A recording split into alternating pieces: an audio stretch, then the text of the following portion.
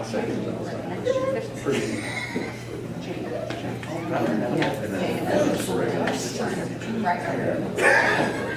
mean, hopefully by then, I got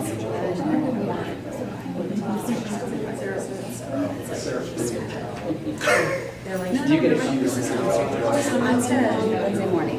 Yeah, until, yeah, so I was like, Whatever that is. you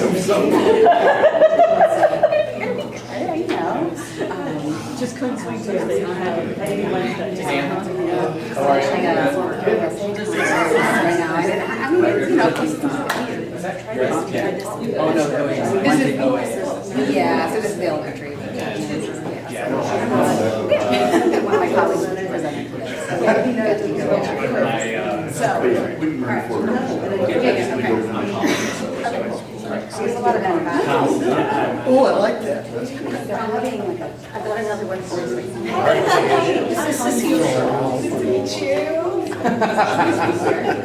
Not yet. You're better. You're more optimistic than me. I know, so 2 minutes. Yep. Thomas is on his way. You better. We got a full page.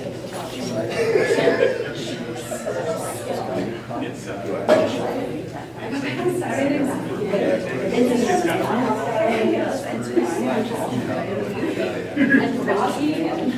How you were on 4? 10 days. It was great.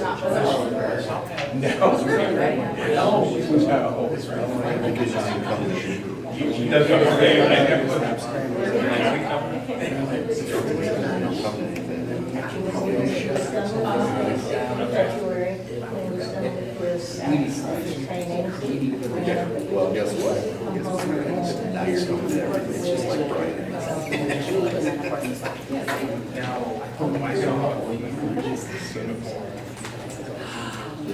Was he one? Okay.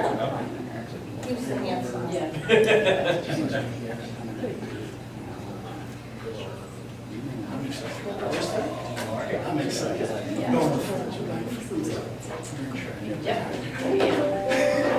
Sure is. Warren, how are you? She's in Rochester, now they're in basic together.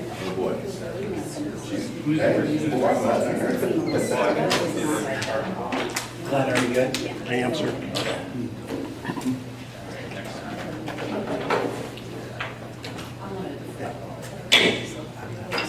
Call this school board meeting to order.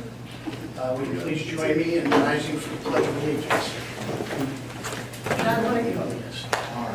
I pledge Allegiance to the flag of the United States of America and to the republic for which it stands, one nation, under God, indivisible, with liberty and justice for all.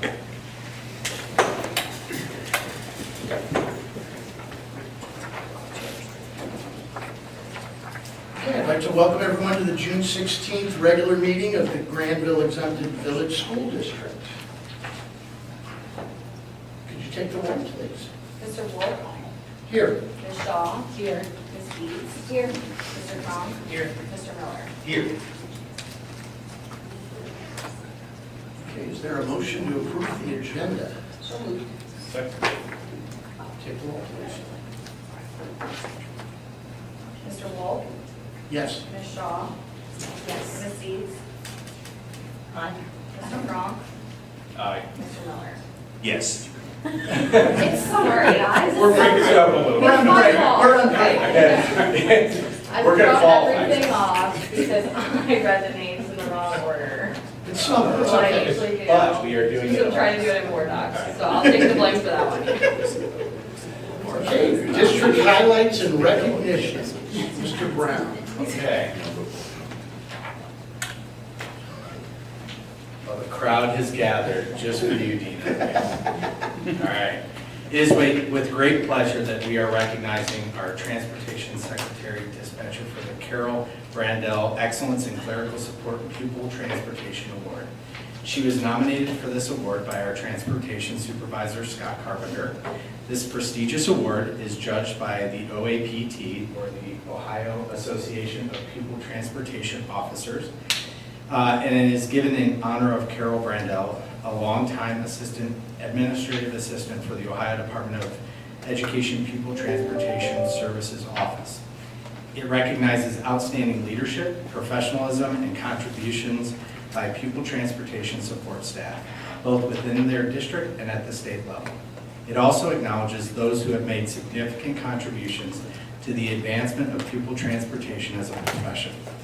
The award celebrates a vital role that support staff play in ensuring the success and safety of pupil transportation and honors those who exemplify the dedication and service that Carol Brandel contributed to the profession. In her nomination by Scott Carpenter, Dina was described as being the cornerstone of the Granville Schools Transportation Department for over 2 decades.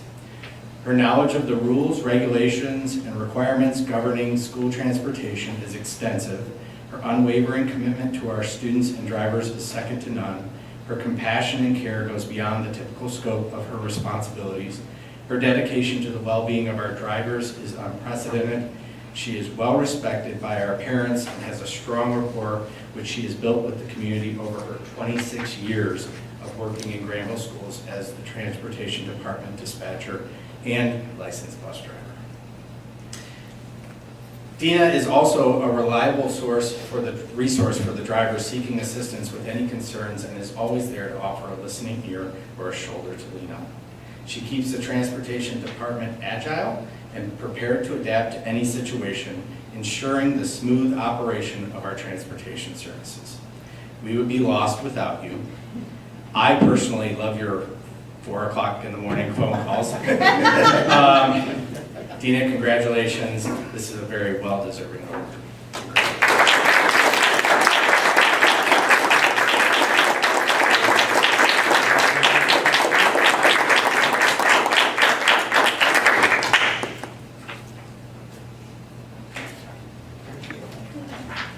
And what Scott didn't say, but I can say, is she put him on the training wheels for his new position and then took them off about mid-year this year so that, he could take the reins on himself. But honestly, in the past, we've recognized her for her contribution during that transition, and it was absolutely necessary. And we appreciate our transportation department always says yes. We have a lot of situations that most people wouldn't recognize happen in Granville schools. Mr. Burnett will call and say, this is the situation, and the answer is always, we can take care of the kid. So kudos to you and your department. Thank you.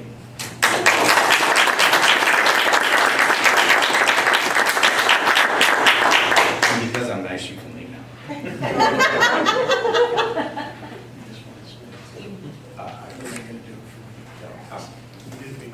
Oh, yes. I don't know, did he say Mr. Carpenter could go? I didn't hear that. Rob Scott.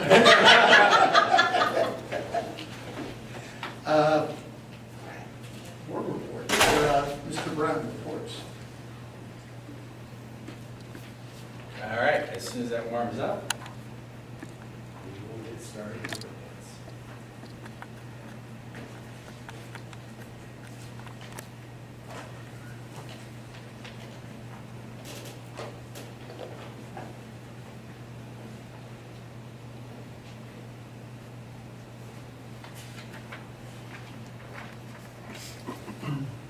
Wrong one? Yeah, it's on the screen here, top one. Oh, okay. That needs to be-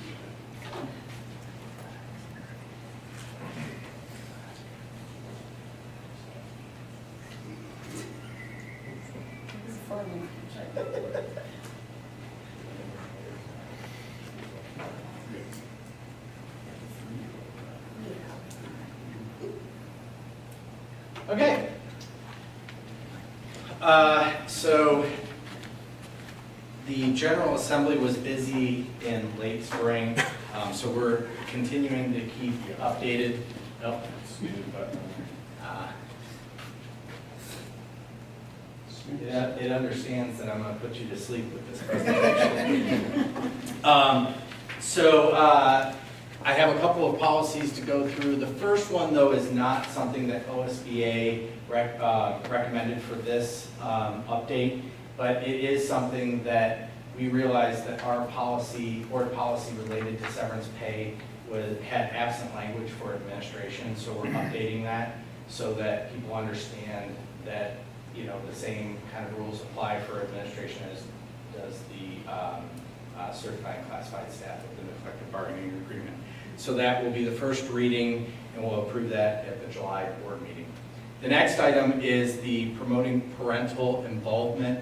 That was the bill that got a lot of play in the spring, related to parent access to materials and the ability to opt out and gain access to any materials that their child might interact with.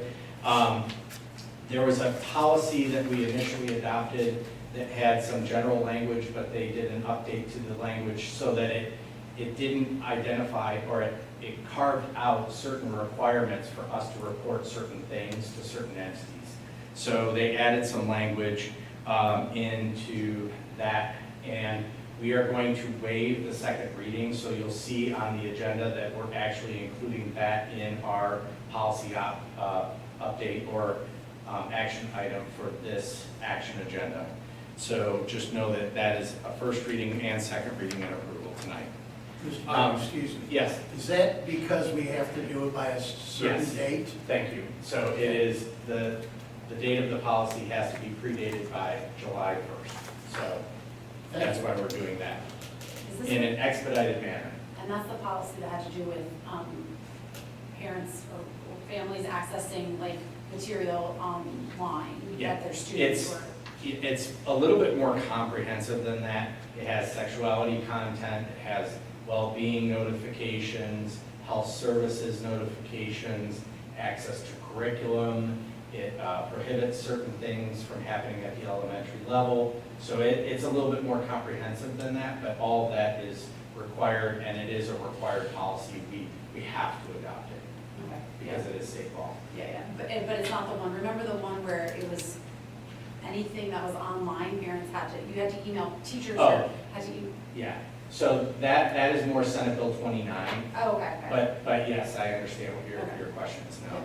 And are there implications of this that have to be reflected in the student handbooks as well? Yes. In terms of differences in practice that we'll approve prior to next school year? Is Yes. that the way that works? So the administrative team is working tomorrow and Wednesday to go through that process of updating handbooks so that this policy will be reflected in those handbooks that you approve starting in July. Yeah, I guess I'd recommend that, you know, I know the handbooks we issue in our public and our responsibility of everyone to be aware of, but I would suggest we find a mechanism to outline specifically changes that are made, driven by this, so that there are kind of not surprises when things come up in the future, right? Because there's enough real changes here in our notifications and awareness and so forth that it behooves us to find a way to communicate that more so than just sliding in the handbook. Yeah, well, and it actually requires us to post this policy on our front page, as well as include it in notifications for next year. So, yeah, we're gonna be able to adequately inform our community. Okay, the next several are all related to student withdrawal, student absence and excuses, truancy, student excused absences. All of those are related to a change in attendance policies for what students can be excused for, including college visits and religious holidays and some of those things that were passed earlier. But it also eliminates the provision for removing a student's driver's license. Remember last year they passed a bill that said we could hold their driver's license if they're a truant. That it now removes that provision.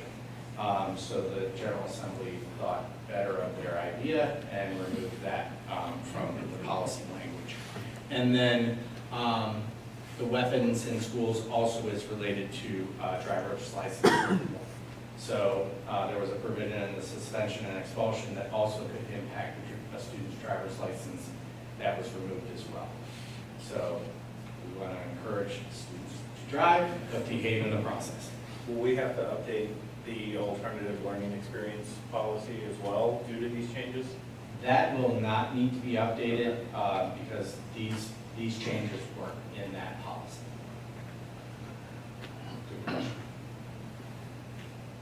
Okay, any other questions? Okay, that concludes our board policy update.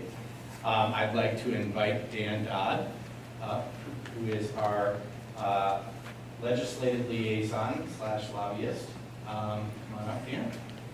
He is going to give you an update on some of the work that we've been doing related to advocacy.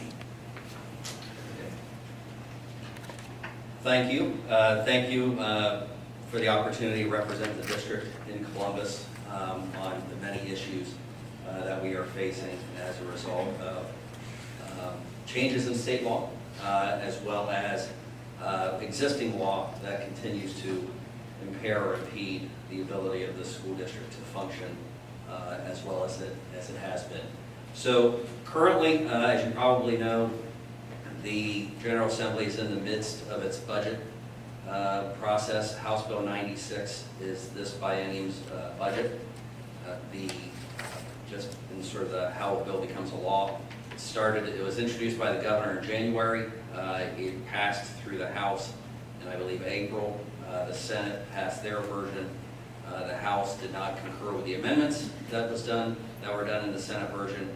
So now there's what's called a conference committee made up of 3 members from each house, 2 from the majority party, 1 from the minority party.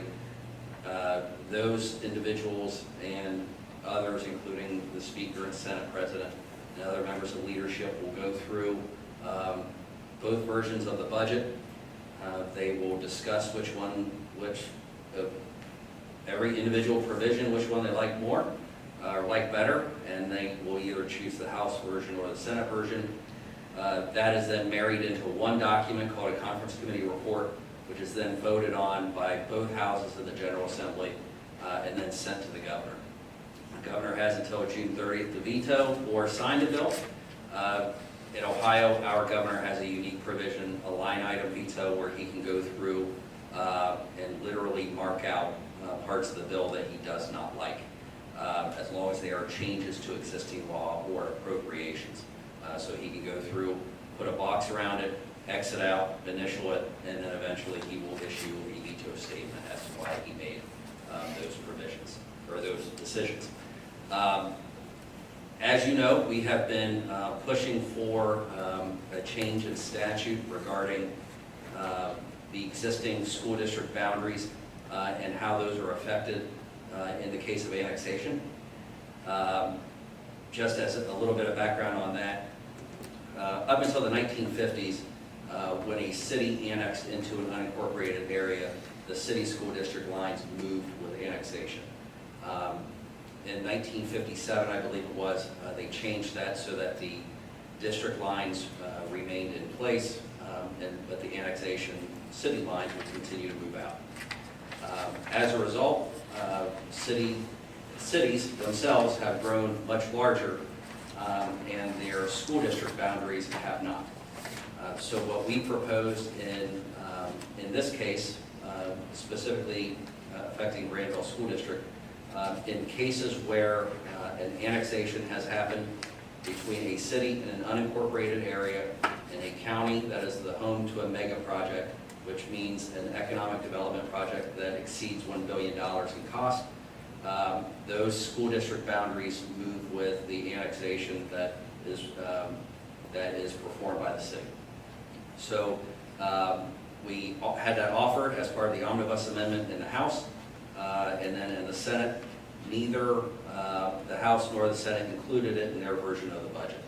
So one of the things with the conference committee is that under the joint rules of the House and Senate, there is supposed to be a rule that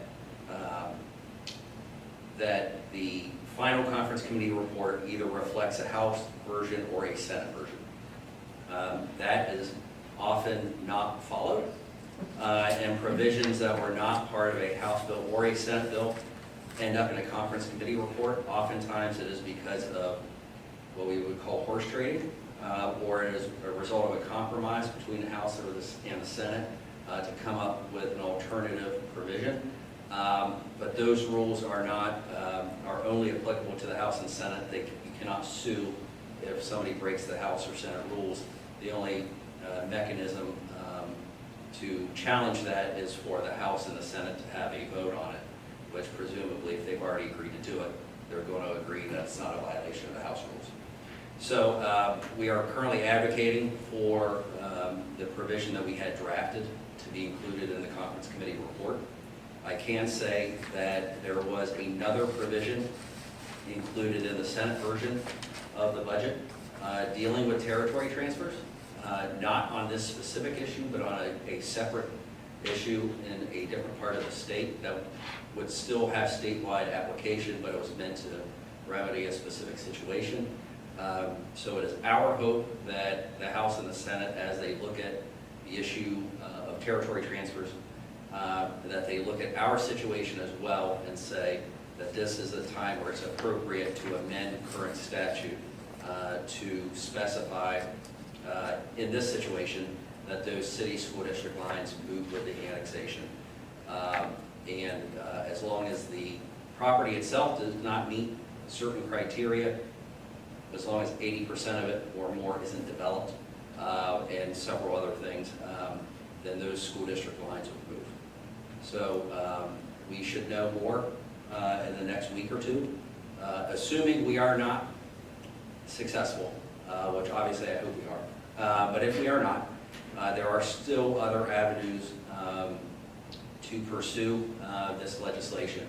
There is one House bill that is currently pending, House Bill 113, dealing with annexations, that would help Granville in the future, but not specifically right now with what occurred in Union Township, because it is more prospective in nature.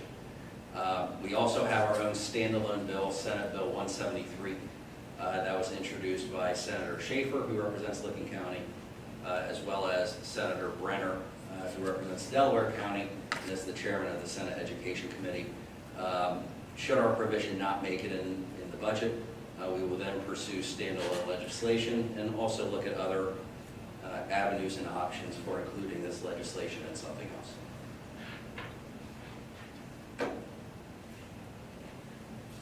Any questions for Dan? Fantastic. Thank you very much. Right, I think that everybody who's heard about the situation realizes there's something really broken, right? And including law like this is really only logical and will help us certainly in the future.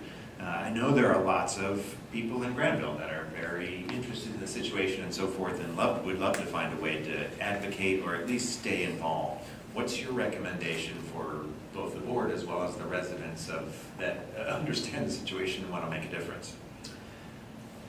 Moving through the process, depending on what happens with the budget, if there's a standalone bill, certainly there's an opportunity for public participation, especially in what we would call a second hearing or proponent testimony hearing, for either members of the board or members of the public to come in and discuss how this bill would benefit Granville.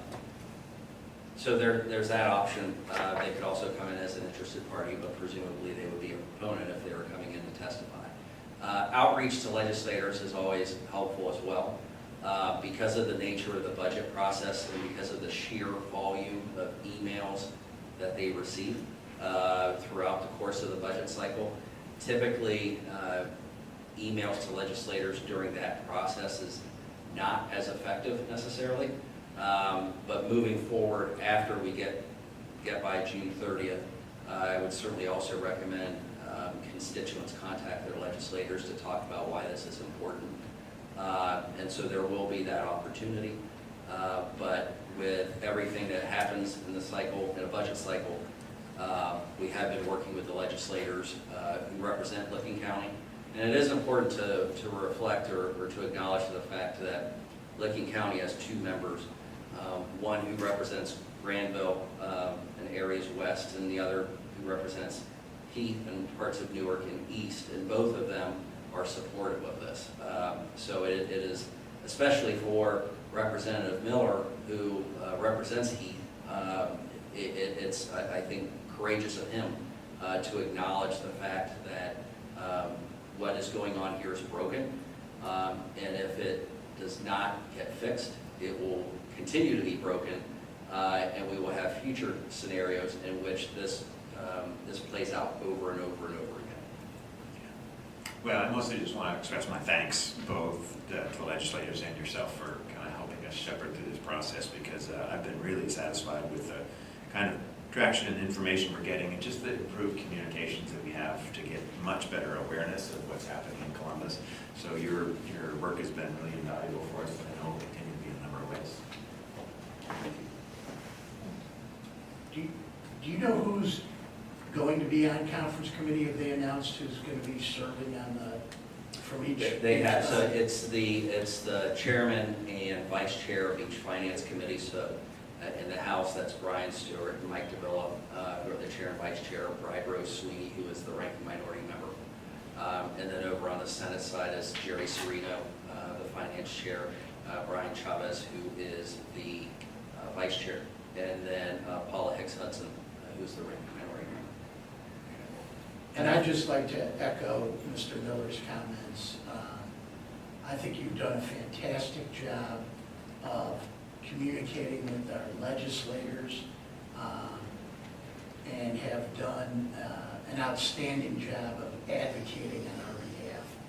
And I'm really, really pleased that we as a school district are doing everything that we can do. And I want to thank you for assisting with that. It's been a huge help. And I think it's, we'll wait and see what happens, but, I want folks in Granville School District to know we're doing everything we can. What we feel is the best interest of the school district long-term. And so thank you very much. Thank you. I mean, the district is a fantastic client. And so it's, but I think one thing that I would mention is that we've talked to a lot of legislators about this and policy staff. And I can honestly say I haven't had a single person disagree with what it is that we're trying to do, which is rare. And it's not a partisan issue. And it's something where honestly, I probably can't, and I've been a lobbyist since 2011, I can't remember another instance in which I've gone and advocated for something and I haven't found somebody who has some problem with it. So the fact that I haven't had anybody disagree with this is truly remarkable, and I think speaks to the issue and where we are on it and what we're trying to get fixed, so that we don't have to keep dealing with this over and over and over again. Thank you, Dan. And for the board members that have been serving for a while, Mike DeVilla, his name should sound familiar. He used to be the Alliance for High Quality Education's lobbyist. So then he departed and went to the federal government, and now he's back. So I do have a relationship with Mike. So hopefully, it's not going to be helpful in conference, but he is very aware of school district issues. So that's helpful. Thank you. Thank you. Next up, we have Gwen Spence, who is going to give us an abridged federal grants presentation. I guess is the best way to state that. Yeah. How's that for a setup? Yeah, that's a great setup. Yeah, I think I promised I'd make this about 30 seconds. So, because the bottom line is, go ahead, Brittany, to our next slide. Right now, as you guys may recall, we no longer receive Title I dollars. Ryan and I used to tag team this little party. He gets to sit in the audience because there's no funding coming in. Right now, Title III is our limited English proficiency funding that we get. We're in consortium with the ESCCO. That is not in the current administration's budget, so we do not anticipate dollars coming in for that at this point in time. So what I can tell you is not a lot. We do not have our funding amounts yet. So Title IIA, we will continue, we believe we'll continue to get this. We think it will be close to this funding amount that we've had in the past. And just as a reminder, all of these federal dollars are shared with Granville Christian Academy as they do accept some of these funds. So this will continue to support our literacy development and innovative instructional programming, or SEL. IDEA Part B funds are funds that support our special education students, and we do use this for additional interventions. Right now, all I can tell you is that we think it will be at a level funding level. We do not believe we will lose funding in this area, but we don't have the allocations yet. And again, Granville Christian does access these funds as well. These are for our students ages 6 through 21. And those dollar amounts are always based on 2 years in arrears on the number of students we have in special education. The final set of funds that we have are early childhood funds. There is little to no preschool funding in the current administration's budget proposal. We don't believe that the special education preschool money will be eliminated, but it is possible that this could be eliminated. The good news is the impact for us is only around $9,000, so it's not a huge impact. This goes directly to Flying College to support their services that they provide to our students who are ages 3 to 5. So that's your federal fund update, short version. Can you go back? Would you mind going back? Yeah. Which one? That That one? yeah. When Granville Christian Academy, are those students that live in Granville School District or No. anybody that attends? the Anybody who academy? attends there that has an IEP, I meet with GCA and we determine what students we're going to serve. So, for example, last year we served a few students who have speech and language needs in K through 2. And then we served a couple students who have more of what you would consider academic needs in grades 3 through 6. But it's a very limited amount of money, so it doesn't go very far. Right. And is that because they're located within our school district? Correct. Academy? Okay. There's just a channel for those funds effectively? Yeah, I guess we would call it a channel. And it's weird because IDEA works that way, but Title I was kind of the opposite. They got funding for resident students versus just the being located within Greenville, so. And they get funding per, there's a formula that's set forth in federal law, and they get funding per student on an IEP that they accept. Okay. Thank you. So when you say there's no limited English proficiency funds in the federal budget, that is overall, or that is for, okay, that's bizarre. Yeah, so we lose, it's about $3,000 for us. Right, but at all. Right now, it's not in the budget. And then for the preschool special education, there's no federal funds in the budget for that at all? There's not very much preschool funding, period. The special education side of Okay. it, we believe will be held harmless, but we do not know that yet. But there's not much in general. So we're just cutting education funds. Thank you, Doge. Appreciate it.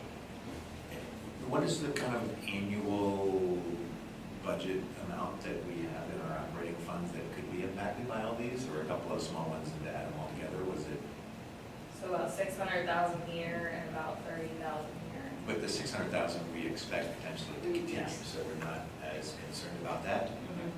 There's a You're saying 31,000 what CM was though. it prior? Yeah. So Title I was about 100,000. Okay, so we So we are absorbed, operating, absorbed that this year our operating income will be $100,000 less forward into this annually. annually. So it's not a giant amount for Granville. It's definitely an amount, but it's more just, yeah. And Title I, just to be clear, was not cut. Like that is tied to income, which is why we don't receive it anymore. And Title IV is based on Title I of the previous year, so we're not getting Title IV this coming year because we didn't have Title I this year. So Right. that's kind of a separate issue from like the Title III So it's issue. not really related to a change in law, it's related to a change in income For Title I, yes. for Title I? Yeah. So for the legislative changes that, and functional changes the Department of Education happened recently, Granville's impact is gonna be relatively low, because that $100,000 is not. I mean, I don't necessarily want to say that until we see our allocations. Yeah, okay. So, If this doesn't, if the IDA Part B. yeah. Right. Yeah. Okay. Thank you, Glenn. Thank you. Glad you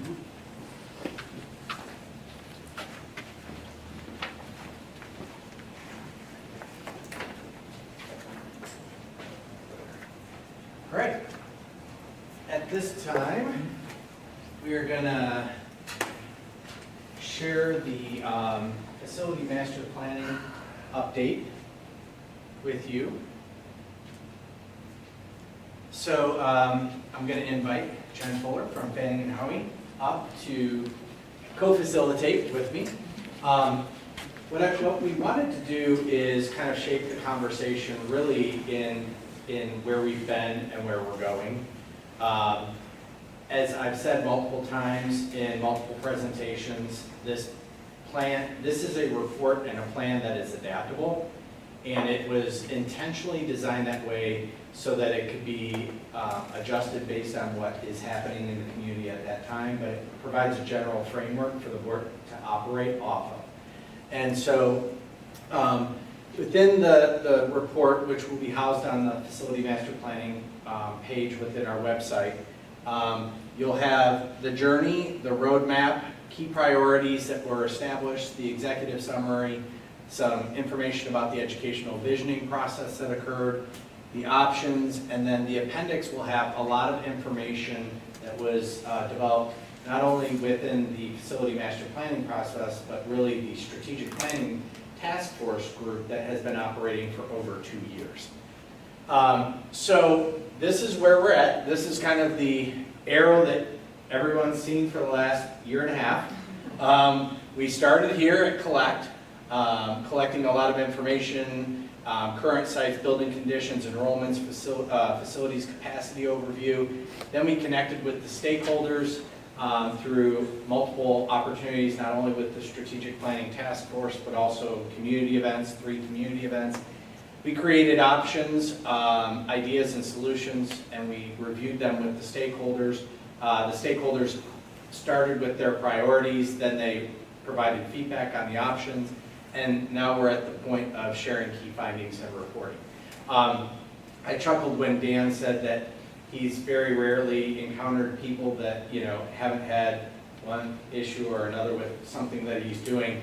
I know in this community, a lot of times people share what they don't like versus what they do. So this is a challenging process to kind of get that vision out there and help people understand what they need to support in the process. But this plan is written in pencil so that it can adjust over time. So this is really, I would say, the map, okay? And so I'll call your attention to certain mile markers so that you understand kind of how we got to the place where we're making the recommendation or the suggestion that there are 2 paths to potentially follow. So the first is the strategic planning task force. And if you remember, we looked at enrollment, housing analysis, fiscal impact, the facility study, and academic programming. Those were the 5 core areas that group focused on for almost 2 years. Their recommendation was to create a facility master planning process. So again, that was a byproduct of the work that they had done. After we engaged in the facility master planning process, the educational visioning started occurring first. And what that was, Emmy Beeson, who is also a member of the Fanning and Howie team, met with students, staff, and administration to really talk about the educational vision. Because part of the facility master planning process is when you get to the point of designing a future build, you want to have a really good idea of what your educational vision is. And I'll talk a little bit about that in a minute. Then we engaged in the facility master planning process and took into account all of the information and shared information related to what the strategic planning task force work had yielded and communicated that with the community. What I will say is we had really good participation at the beginning. It kind of waned a little bit through the end, but even at the last event, we had a pretty decent turnout where we were able to collect information. But in conjunction with that, every opportunity was followed by a direct email to constituents by me to say, here's opportunities for you to provide more feedback.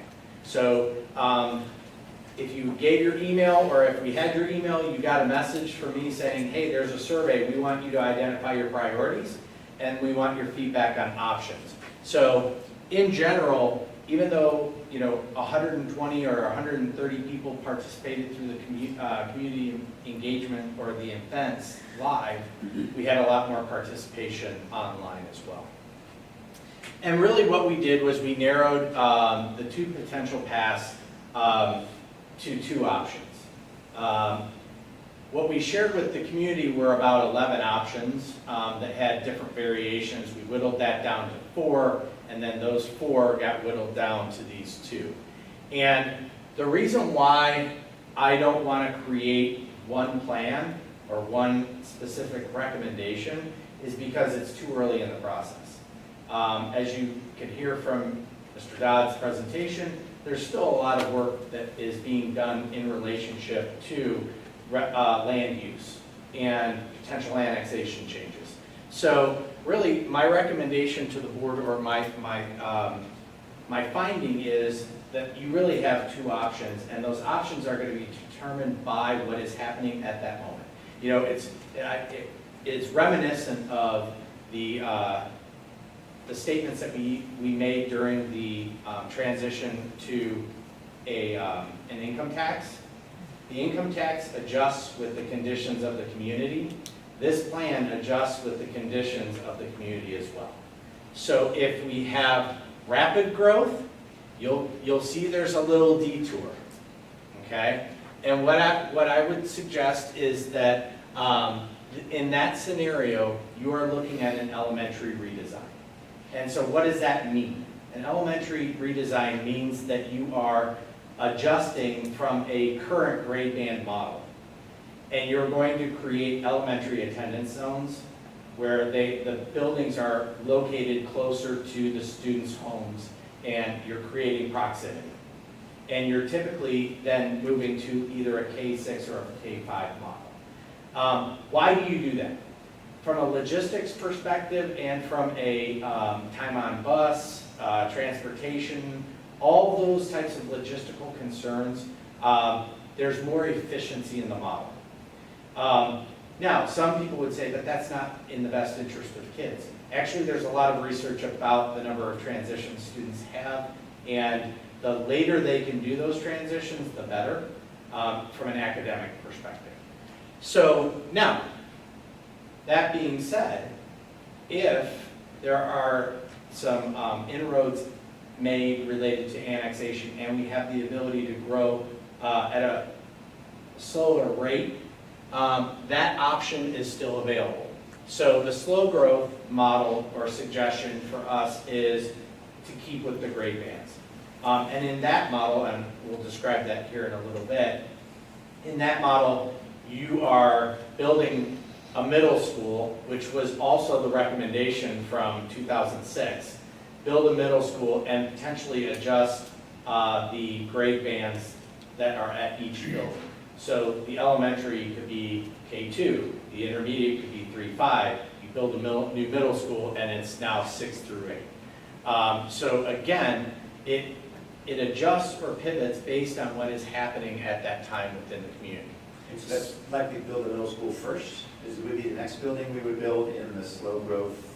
Yeah, in that scenario, the middle school would be the first building. In the rapid growth, it would be an elementary. Got it. Yep. Is quickly the right word in the slow growth? Well, no. Is there, oh. See, we looked at this probably 500 times, and we didn't make that adjustment. Yeah. Yeah, slowly, yes. Trying to figure out the difference Yes. between rapid No, and that's right. There's, that should be slowly. And vice versa. Yes, exactly. So, yeah, we'll adjust that before it goes live. Someone might say, but what happens from now until we make those decisions? What's that pivot point? And the reality is, we've talked about making sure that our community understands what our response is. And so as we grow, and we will be growing, I mean, we have 67 new homes in just Willow Bend alone. We will be growing through the natural build out within our community. We are almost 47% rural. So there will be some development that occurs. So initially, we will absorb students into current buildings. As we add students by 100 increments, we probably will, move to larger class sizes initially.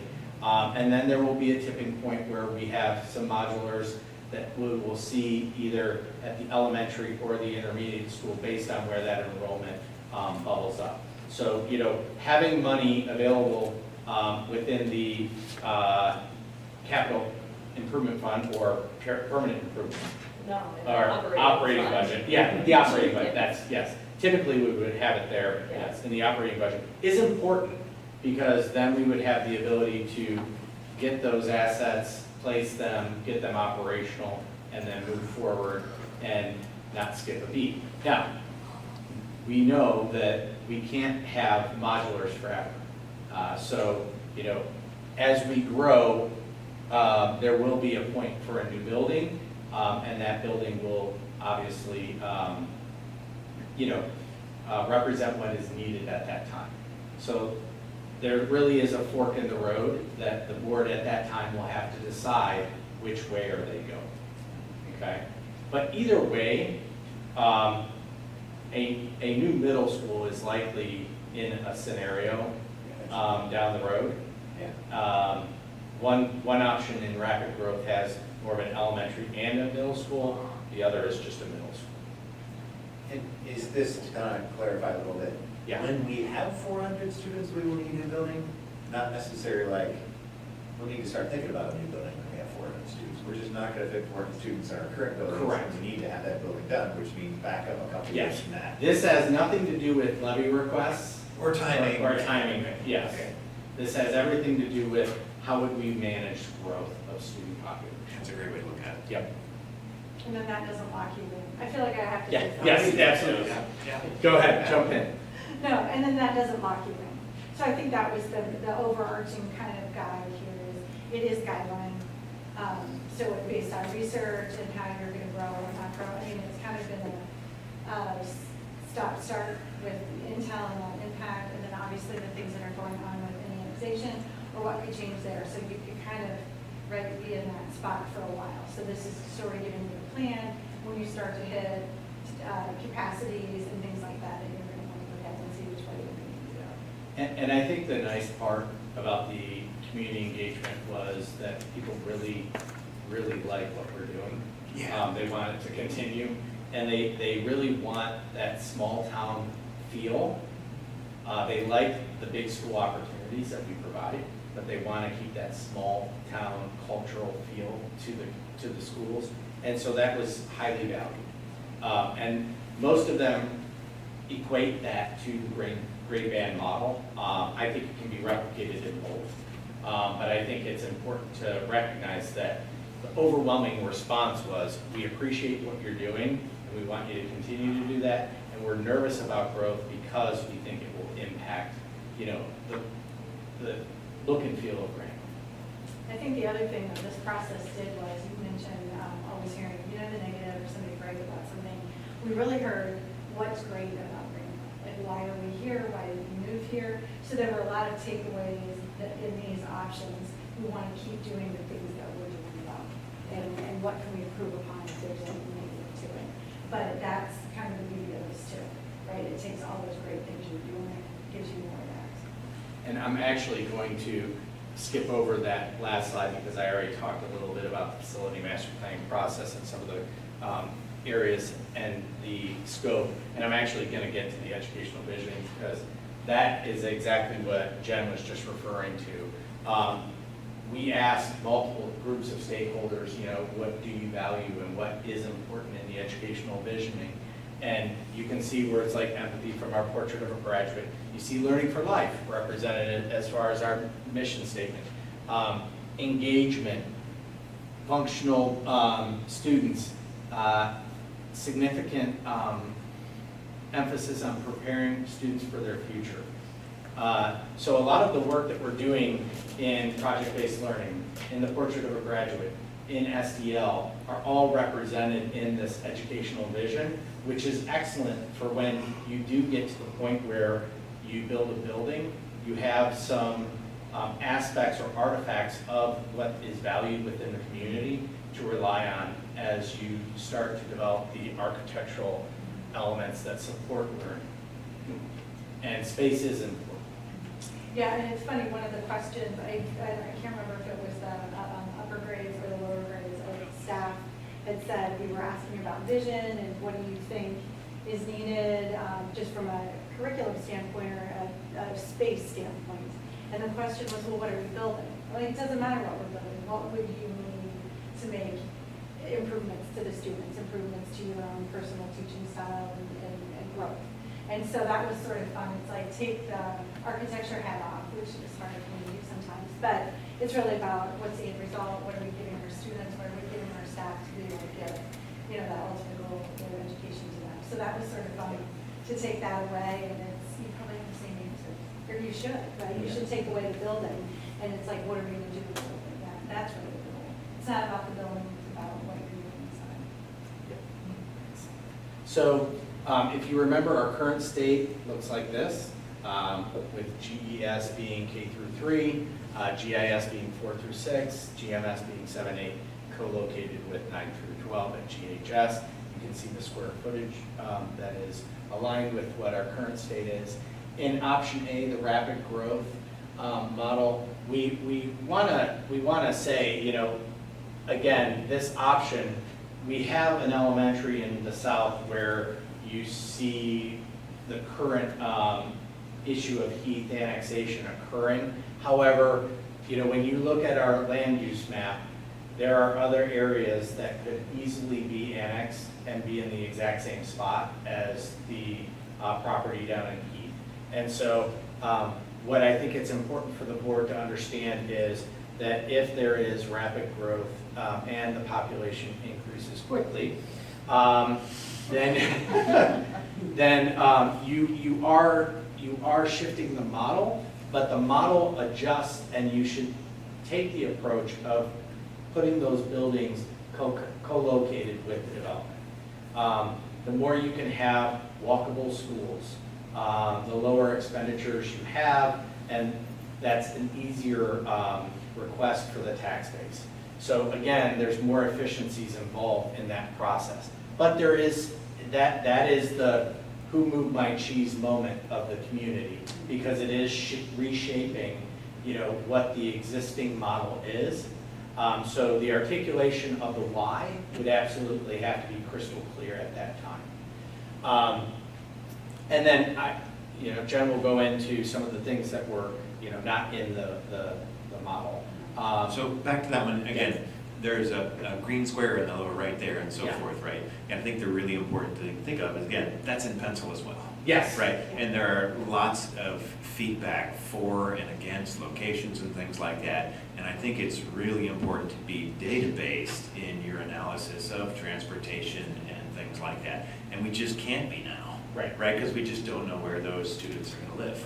Right, and that makes all the difference. And I think that, in any future decision about location or real estate and so forth, you really need to appreciate and do some good analysis on what is the time of bus seat, and how many students do we have here and there and so forth. So although there's a green square there, that's not necessarily where it is. We need to be very open to alternatives and continue to be proactive about where those can be. If you can equate this option to trying to co-locate buildings with population density, that would be the model that you would want to think about. And wherever that density occurs, think about that. And then also, this is the model where you're asking the developer to potentially give you free land for a building.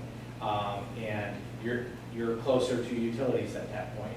And so there's a lot of efficiency that goes into that model. In the slow growth model, that is, really putting the GMS 6 through 8. There's a lot of feedback that use land that you have. So, making sure that land is utilized out at the intermediate school for a potential new school site was a common theme that we heard. And that would give us the flexibility to adjust the elementary, but still keep the grade bands intact. And remember, we're talking about roughly 270 students per class at that time. So again, you know, we're operating around, I think we graduated 204 this year, right, Scott? Remember that from graduation. So, you know, we're talking about almost 75 students additional per class in these models.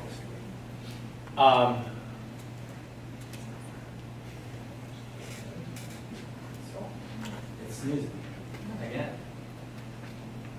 All right, let's see if that works again. All right, so again, within the appendix, so we have a lot of historical enrollment data, and our enrollment has kind of fluctuated over time, obviously through COVID and some other things. So in general, right now, we've been incrementally growing, and we anticipate that that will occur. The only way that we get into that rapid growth model is a large-scale development. And that is a risk that this community will continue to experience unless something changes legislatively. I know it's hard to read, but we just at least wanted to recognize that there are developments that are occurring. Denison's facility is almost complete. I believe that they have occupancy at, what did you say, Brittany, 30? Yeah. 30% or something already occupied. So Willow Bend, we just mentioned that was 67 homes. I can tell you our enrollment specialist, Kelly Smith, is getting a lot more addresses from that area. And if you drive in that area, it has a lot of young families, so more to come. We have the Phillips Road, we have Denison, we have Village Roots, Mockingbird Hill. These are things that are occurring already. There are some additional facilities that are building that are 55 and older, but that still could yield some students. And you know, it's going to be small numbers, but in general, growth is still occurring. If you remember from our land use conversation, again, we're still 48% agricultural, and we have some areas that are potentially at risk. We talked about this area in Union Township. We talked about this area up north near King Road and Price Road. So there are some areas that I think we have to continue to pay attention to. The important aspect of this plan is vigilance of updating the data and making sure that the board is positioned to act when appropriate.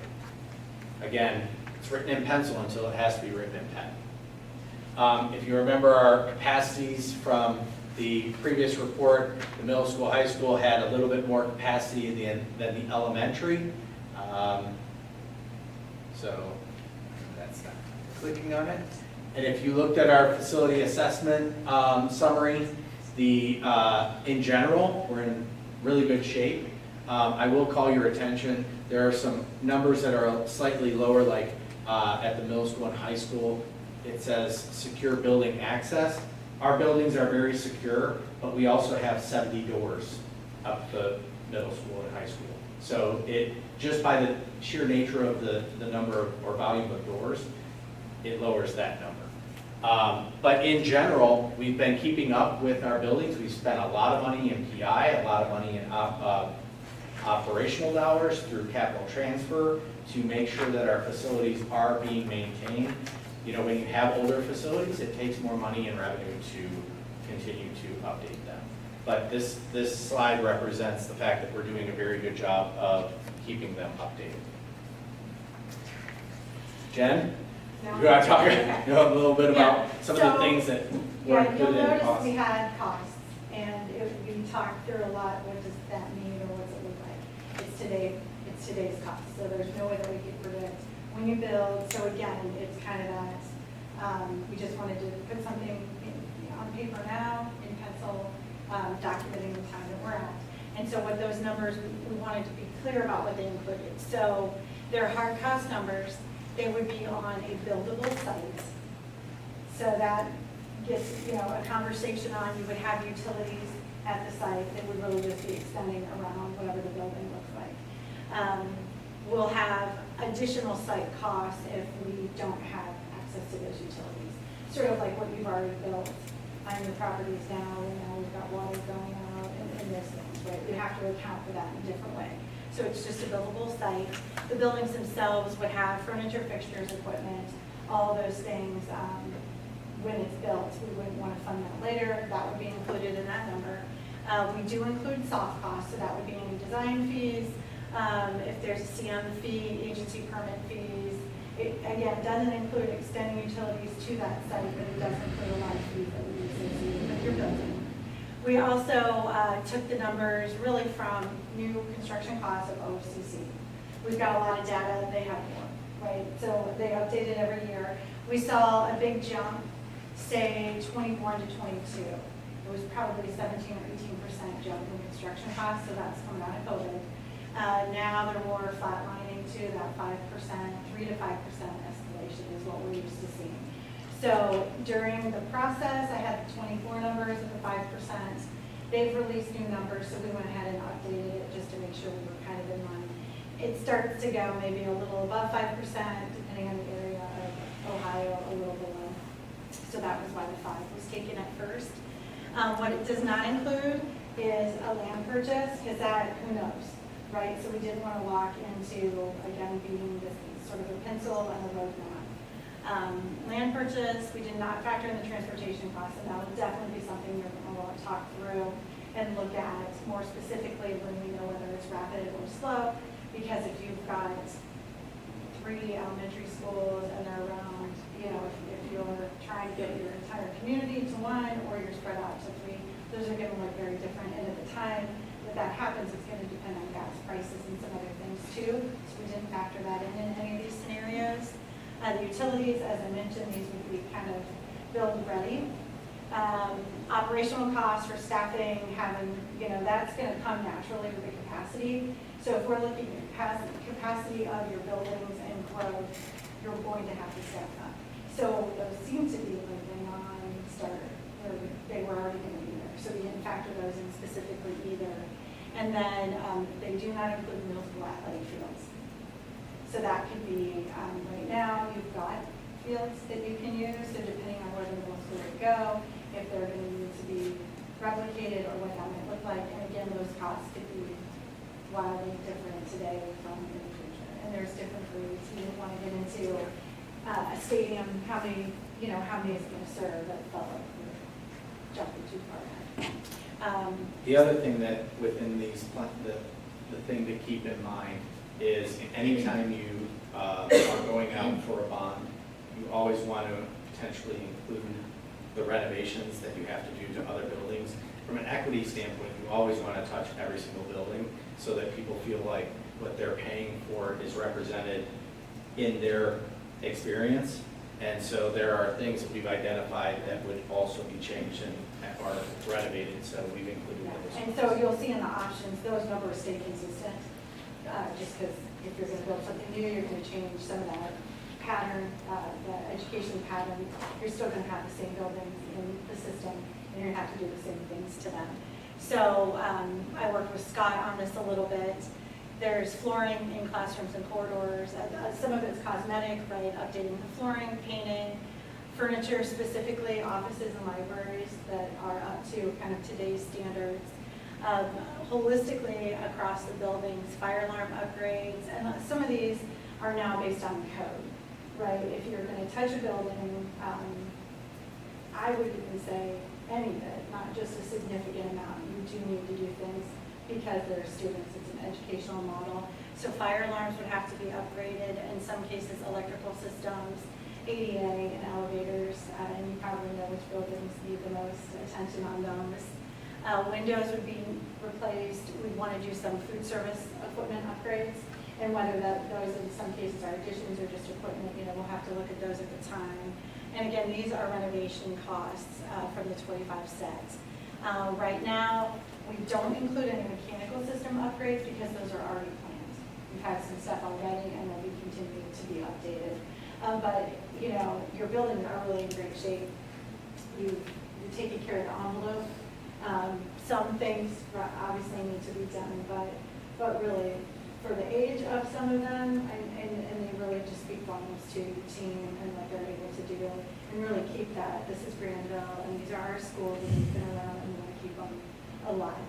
So it's been great to kind of go through that and really see that you're doing a lot of good things. And there are some of those renovations that are also on future lists for us to update as well. I know the Granger side windows of the elementary are scheduled in the future for us to address. So Yeah, so by some the of time, those yeah, some of guys- those might fall off in the process of moving forward. So that's why we try to just capture them as their own line item. Yeah. And then as you tackle those, they can fall away. But I want to go back to this slide, which really gives you the visual imagery. And Glenn can attest, Glenn, shake your head, yes. There are, for some reason, my Mac, when I am saving things, it's not saving. And so there have been a couple of, I guarantee you I've changed that. It didn't change. So he saw the blip, he knows it's happening, so I'm gonna blame Mac. For the first time ever, and Mr. Burnett is smiling, as he always does as well. But we'll make some changes to this, but ultimately, the key findings for this Board of Education is stay vigilant, pay attention to the signals that are happening within the community, and some of those signals will be red flags. They'll be bright and flashing, but it's also important to recognize that even in the slow growth model, you're going to grow it at some point because you're 48% agriculture. You know, there's just land available. Even if you grow at 1 home per 5 acres, you're still going to grow. And most likely, people are coming here because they have kids that they want to have educated because of the great job that you do from a leadership standpoint. So we will put some more narrative to this and then get it onto the website in the near future. What questions might you have? The question I always get from the community members is like, when is there a new levy? When do we have to build a new building? And things like that. And I try to find ways to respond to that, right? They're like, we really don't know. These are new council and so forth. But I think it's good to put some brackets on it to some extent to say, like, we're not building a new building next year. Right. Right? You know, we know by the time we have 400 students, we will need a new building. So I assume 2 years before that, we'll need to pass a bond or something like that. And I think putting some timing out there, you know, with a lot of pencil caveats and so forth about we don't really know would be important so people aren't fearful that we'll have to build next year. And what really is important is what happens on June 30th. Because Which that, is my birthday. yeah, So that's which is, obviously the most important thing. it is, I was gonna say that, but I'm glad you took the opportunity to say it yourself. Right. But it really is the most critical time because that puts everything into perspective from a state funding model for the next 2 years. And there are broader conversations that are happening outside of the budget conversation around other House bills, around property tax, and that the Board of Education needs to be paying attention to, specifically around inside millage.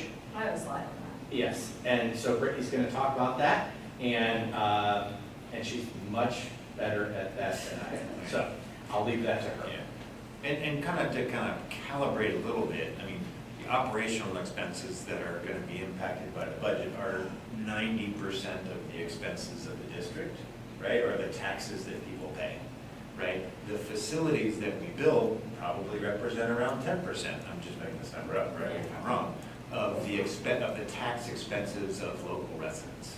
We are an operationally heavy service. Right, Yeah. exactly, right, and because we have staff members that are the majority of our costs, but we often don't highlight the important expense of, you know, bonds and buildings and things like that, and it is around 10%, but it's not gonna double your taxes when we have to build a building.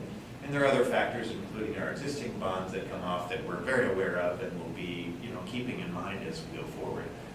But from a building perspective, we will need a building at some point. Keep your eyes on that number of students and you'll get a warning, you know, when we get to 200 more students, we'll know we've got a couple of years and so forth and so forth.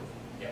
Right, and then Brittany, maybe you can touch more on kind of timing, although it's also a difficult question to answer, but. Yeah, I might not answer that. Yeah. How about July? Okay. We address that, yeah, that's a more adequate. Yeah, That's why I love that other slide with the numbers of students. yeah. I feel like that's so, for me, that's very calming. It doesn't, we don't necessarily need to know Right. the year right now, Right. but we're all looking at those numbers. Yeah.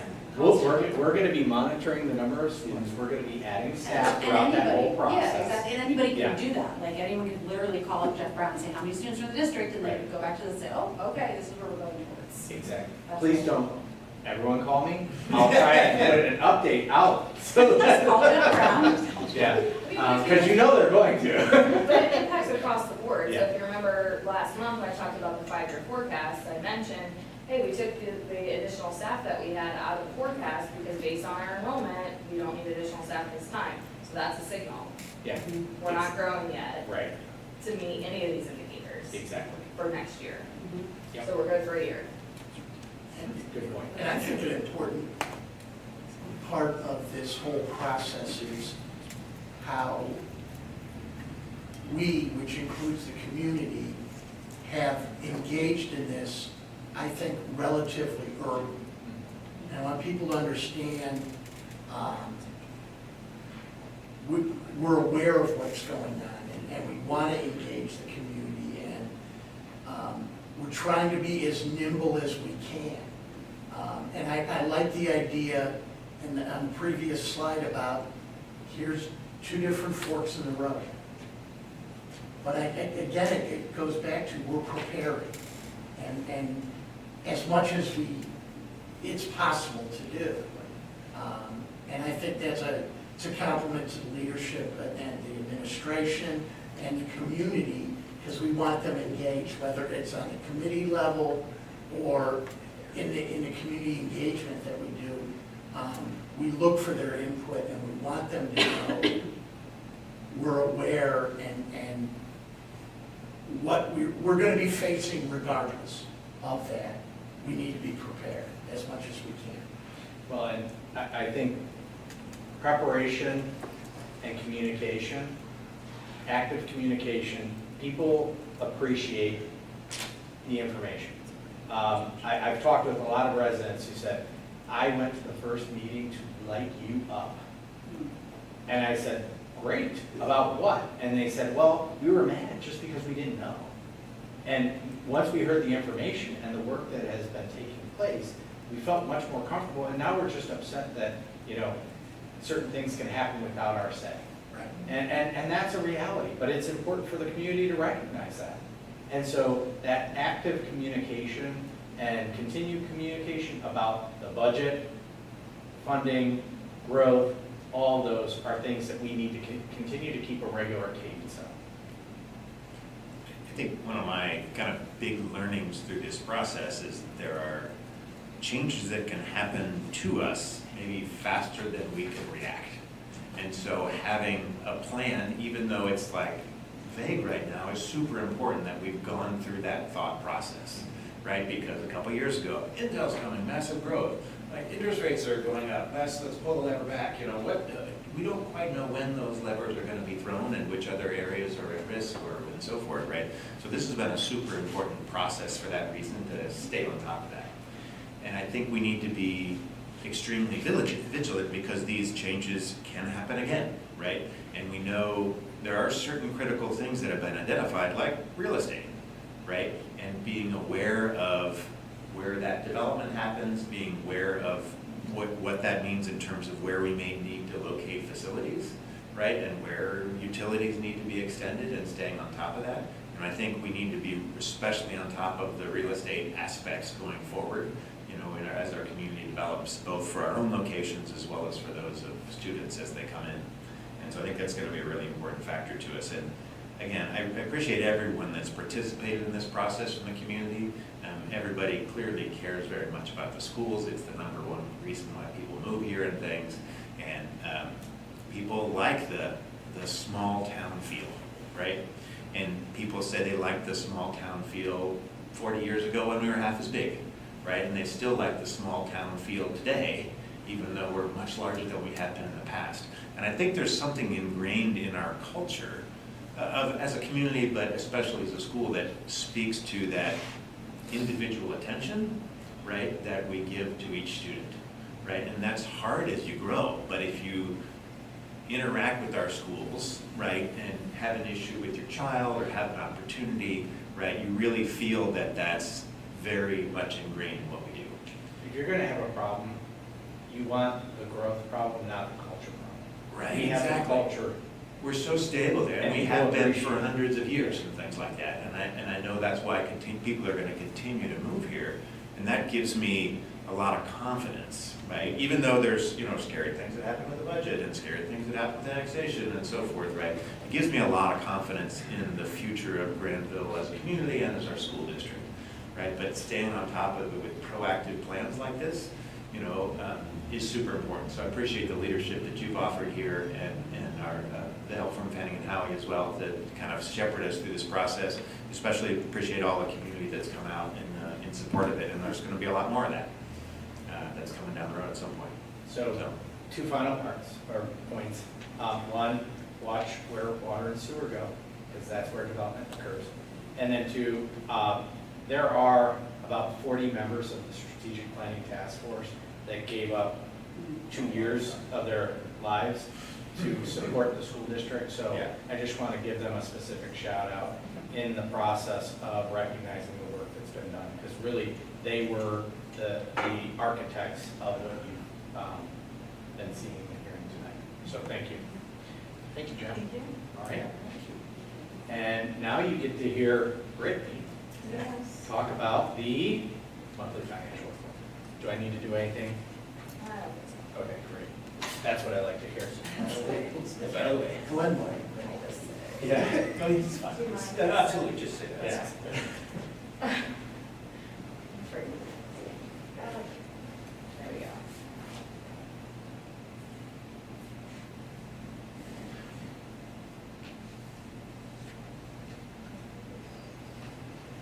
All right, here we go. All right, so the May monthly financial report is not in presentation mode up there. It is in here. It's very slow.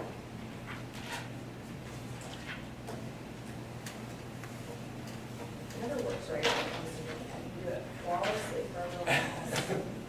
And it doesn't work. Okay. So honestly, not a lot to say for the month of May since we just had the forecast last month. So I will breeze through most of these slides and get to some of the legislative updates that we've referenced.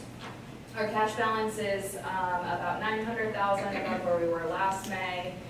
And then you'll notice the projection for June jumps down below where we were prior year. And that's again related to the capital projects transfer that we are proposing, which is an agenda item later on that I will talk about more. For the month of May, we really just had a timing variance between April and May compared to prior year. So not a lot to say on that. Looking at revenue year to date, local tax revenue, which again includes property tax and income tax, is up over prior year. We know that the income tax has returned, or almost has returned to FY22 levels. And then property tax, we did see some increases there related to inside millage and new construction, which we anticipated. On the expenditure side, I've talked about this every month, but I will highlight it specifically since we mentioned the federal piece today. That salary and benefits are up over prior year due to base salary increases, steps, additional staff. But that's also where we've absorbed the $100,000 of Title I salaries compared to the prior year. Looking at expenditures year to date, same story that we've talked about every month, related to staffing, purchase service. We're seeing special education contracted services and inflation across the board in all those categories as well. So after adjusting for the capital project transfers to date, expenditures are up 1.9 over prior year. And that again is in alignment with the forecast that we presented last month. Speaking of the capital projects fund, we currently have one project in there. The air handler 1 and 5 at the high school is in progress. We're about 50% of the way through that and should be completed by the end of the summer. Just our cash reconciliation for the month, nothing to note there. So I will jump into the legislative update. So Dan did a really nice job of walking you through kind of the timeline and process and next steps and everything like that. So I just want to highlight the financial impact of the the Senate approved budget bill. So the key points, there's a lot to it, but what I have on the slide are just those items that are going to impact Granville and our funding specifically.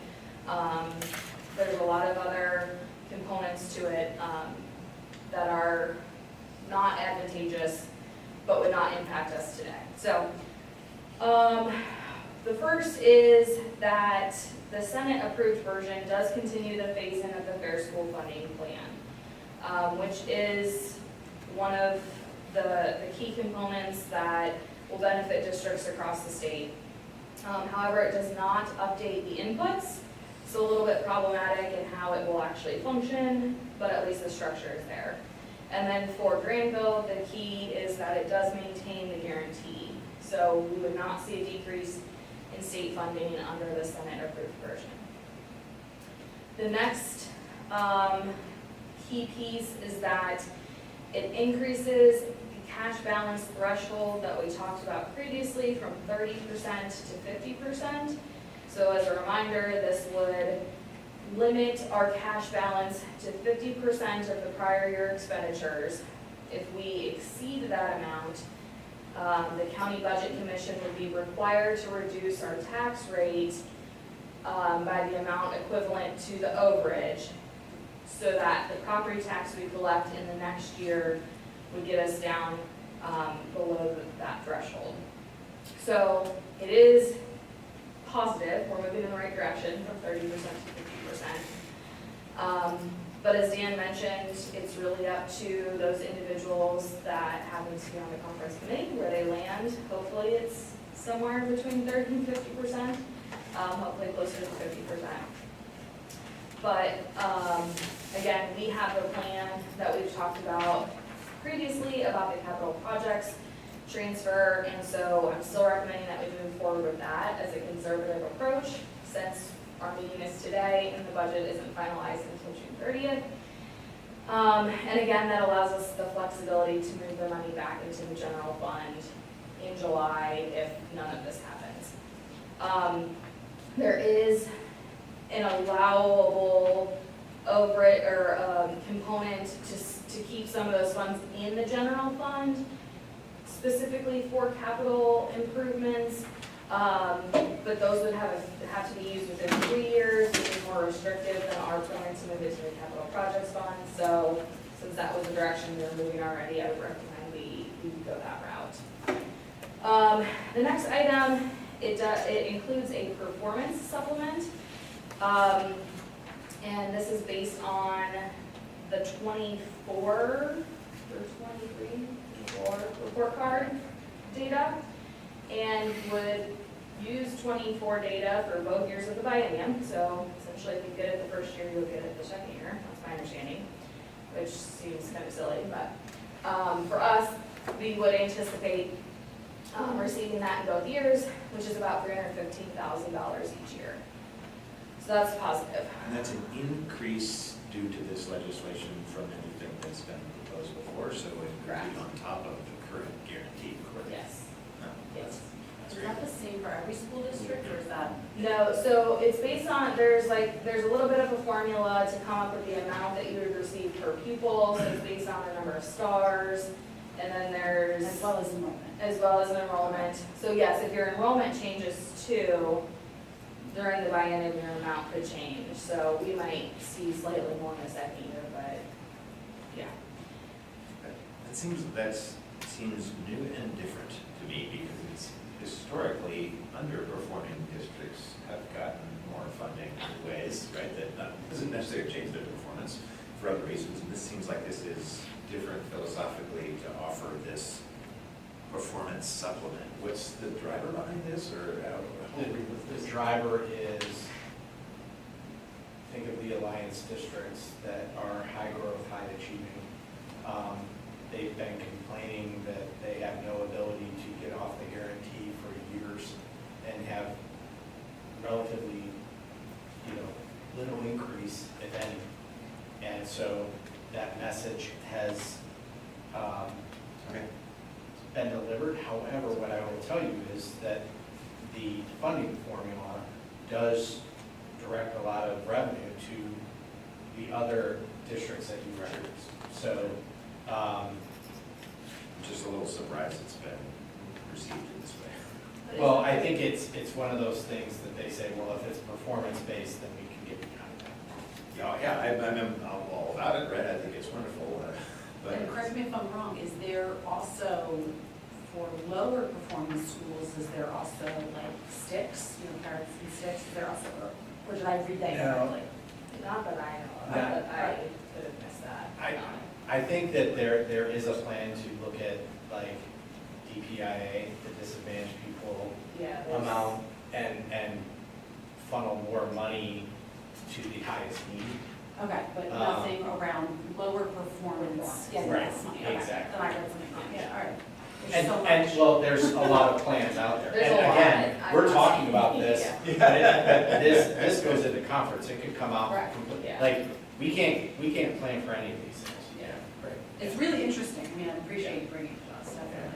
And I would almost guarantee that something like that gets cut, just because, well, that's our luck, but Yeah. also, I mean, it just seems like something that is so different than what the House proposed, that that's gonna be something that, that's Is it just would be my opinion. 5 or 10% of districts that might be at this level with a? The number of districts that are 4 or 5 stars is probably around 120. 100. I was just saying. Yeah. So 20% districts, Yeah. Okay. Okay, thank you. The last item I wanted to mention, not that it will actually impact us, but just so that there's clarity around it. There's an enrollment growth supplement, which, I've been saying every opportunity, like, hey, even with this projected enrollment from residential developments, we're not gonna see an increase in state funding. While this could generate additional funding, however, it's based on historical enrollment. So over the next 2 years, if you remember the slide that Jeff showed of our historical enrollment, not a lot of growth. And I think it's you have to grow by 3% during that time period to even trigger this. So during the biennium, we would not qualify for this supplement. Okay, so that's the state budget bill. I have one more slide, which is House Bill 335, and Real quick question on the state budget bill. I mean, I've gone through this half a dozen times as a board member, and I still, I guess I shouldn't worry about it much. Yes. Right? Because there's all kinds of other provisions and conditions and so forth that are, wonderful. We haven't even and touched so on the forth. policy side of you. Okay, so we're just not, we're gonna wait until yeah. it's done, Yeah. because we don't have any much influence on it. I'm sorry. Thank you. But one, kind of the bridge between the state budget bill and House Bill 335 is this inside millage issue. And the reason why I wanted to make sure we talked about it tonight is because there is still conversation that the inside millage component of House Bill 335 could be incorporated into the state budget bill. And I was thinking, how can that be? Because it wasn't part of the House version or the Senate version, but I think you just heard Dan say it tonight, that anything's on the table. And so, now I'm scared again, so here we go. Okay, so again, there's a lot going on in House Bill 335, and I'm not going to even give you a bulleted list of all the items, because frankly, the biggest piece is the inside millage, and that's really the only one that impacts us immediately. And what is being proposed is that inside millage be eliminated completely. And so that's $4.2 million annually. It's split almost 50-50 between general fund and permanent improvement for us. So at first I had modeled just the impact on the 5-year forecast from eliminating the general fund piece. But then if you do that, you're really not acknowledging the fact that the permanent improvement fund would have to be replaced in some form or fashion, which would be more transfers from the general fund. So I decided to show it kind of both ways. So it's hard to see, I didn't spend a lot of time changing the colors on this graph, but the top line is our cash balance as we presented in the May forecast. Then the middle line represents the House Bill 335, just looking at elimination of the general fund portion. So even from that, just that change alone, we're looking at being below our cash balance policy threshold in fiscal year 2027 and being almost negative in 2028. Then when you consider somehow replacing the permanent improvement, that's the very bottom line. And I mean, not to be dramatic, but that's catastrophic. We are almost negative or approaching negative in 2027. So we would need replacement revenue immediately in the next fiscal year if this were to happen.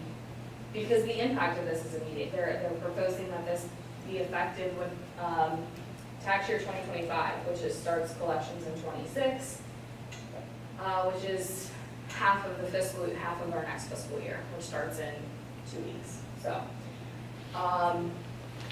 yeah, this is the worst thing that we've seen out of all of these bills that have been proposed. So, wanted to highlight that today. Thanks, Brittany. I'm always here to deliver. And again, it's just kind of step back and kind of help me make sure I'm clear and folks listening might be clear on what permanent improvement inside millage means and so on and so forth. Currently, everyone, residents in Granville pay a permanent improvement a tax which is inside millage of 2.7% or something along those. 2.75%, which is maybe 10% of your property tax bill. That goes entirely to our capital projects, which is maintaining our current facilities. Correct. The proposal is to no longer allow us to collect that, so we would have no money to pay for any capital improvements or taking care of our facilities at all. Correct. So we wouldn't have funds for paving the parking lots or fixing shingles or taking care of the buildings, right? Yep. So we would then have to pull out money from our operating budget, which we kind of talk of as separate, because in some ways from an operational perspective it's separate, but from a taxpayer perspective it's the same thing, right? So we would have to dip into other funds and increase at least effectively by 2.75% the property tax millage that's paid to be able to do just the same thing we're doing right now, which is pay the parking lots and taking care of the roofs and paying for the buildings and all those kinds of great things. Yes, and that's just for the permanent improvement piece. There's Right. also 2.45 mils that go directly into the general fund, Which is also inside millage. which is also inside millage. Okay, so it's more like 5+%. In total. Or millage, no, okay, right, fine. So that would accelerate then the timing. So going back to my question that people always ask, like, when's the next levy? Right, when's my taxes gonna go up or whatever and so forth? Well, these changes wouldn't necessarily mean taxes going up. We would have to raise a levy for taxes to stay the same. Right. But also, we're anticipating, as we always do, that we will have regular and repeated property tax increases, if you want to call it that, to meet with regular inflation. Yep. Right, and so on some of these scenarios, it says that that levy for our regular inflationary updates of property taxes might be as far out as voting on that in 2027 to start in Yeah, 2028. 27 to 28 is right now where Right. the time frame is. But with changes in the state funding formula, could be accelerated to the point where we maybe even need to go on the ballot this fall, or who knows, next spring or something like that, because it's that quick that we would need to replace the funds that are being taken away. Right.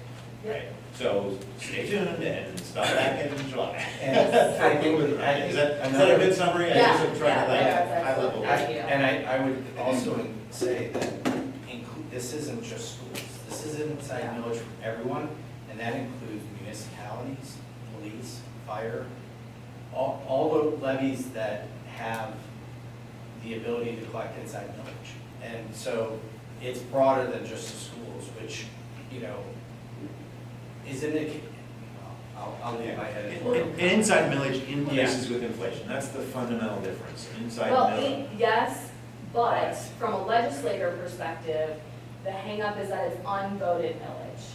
So it's part of the Constitution, which allows for Yeah. municipalities to allocate 1% of property tax to all of the overlapping taxing entities. But it's not like we can just increase that, like that rate was set long, long ago. Okay.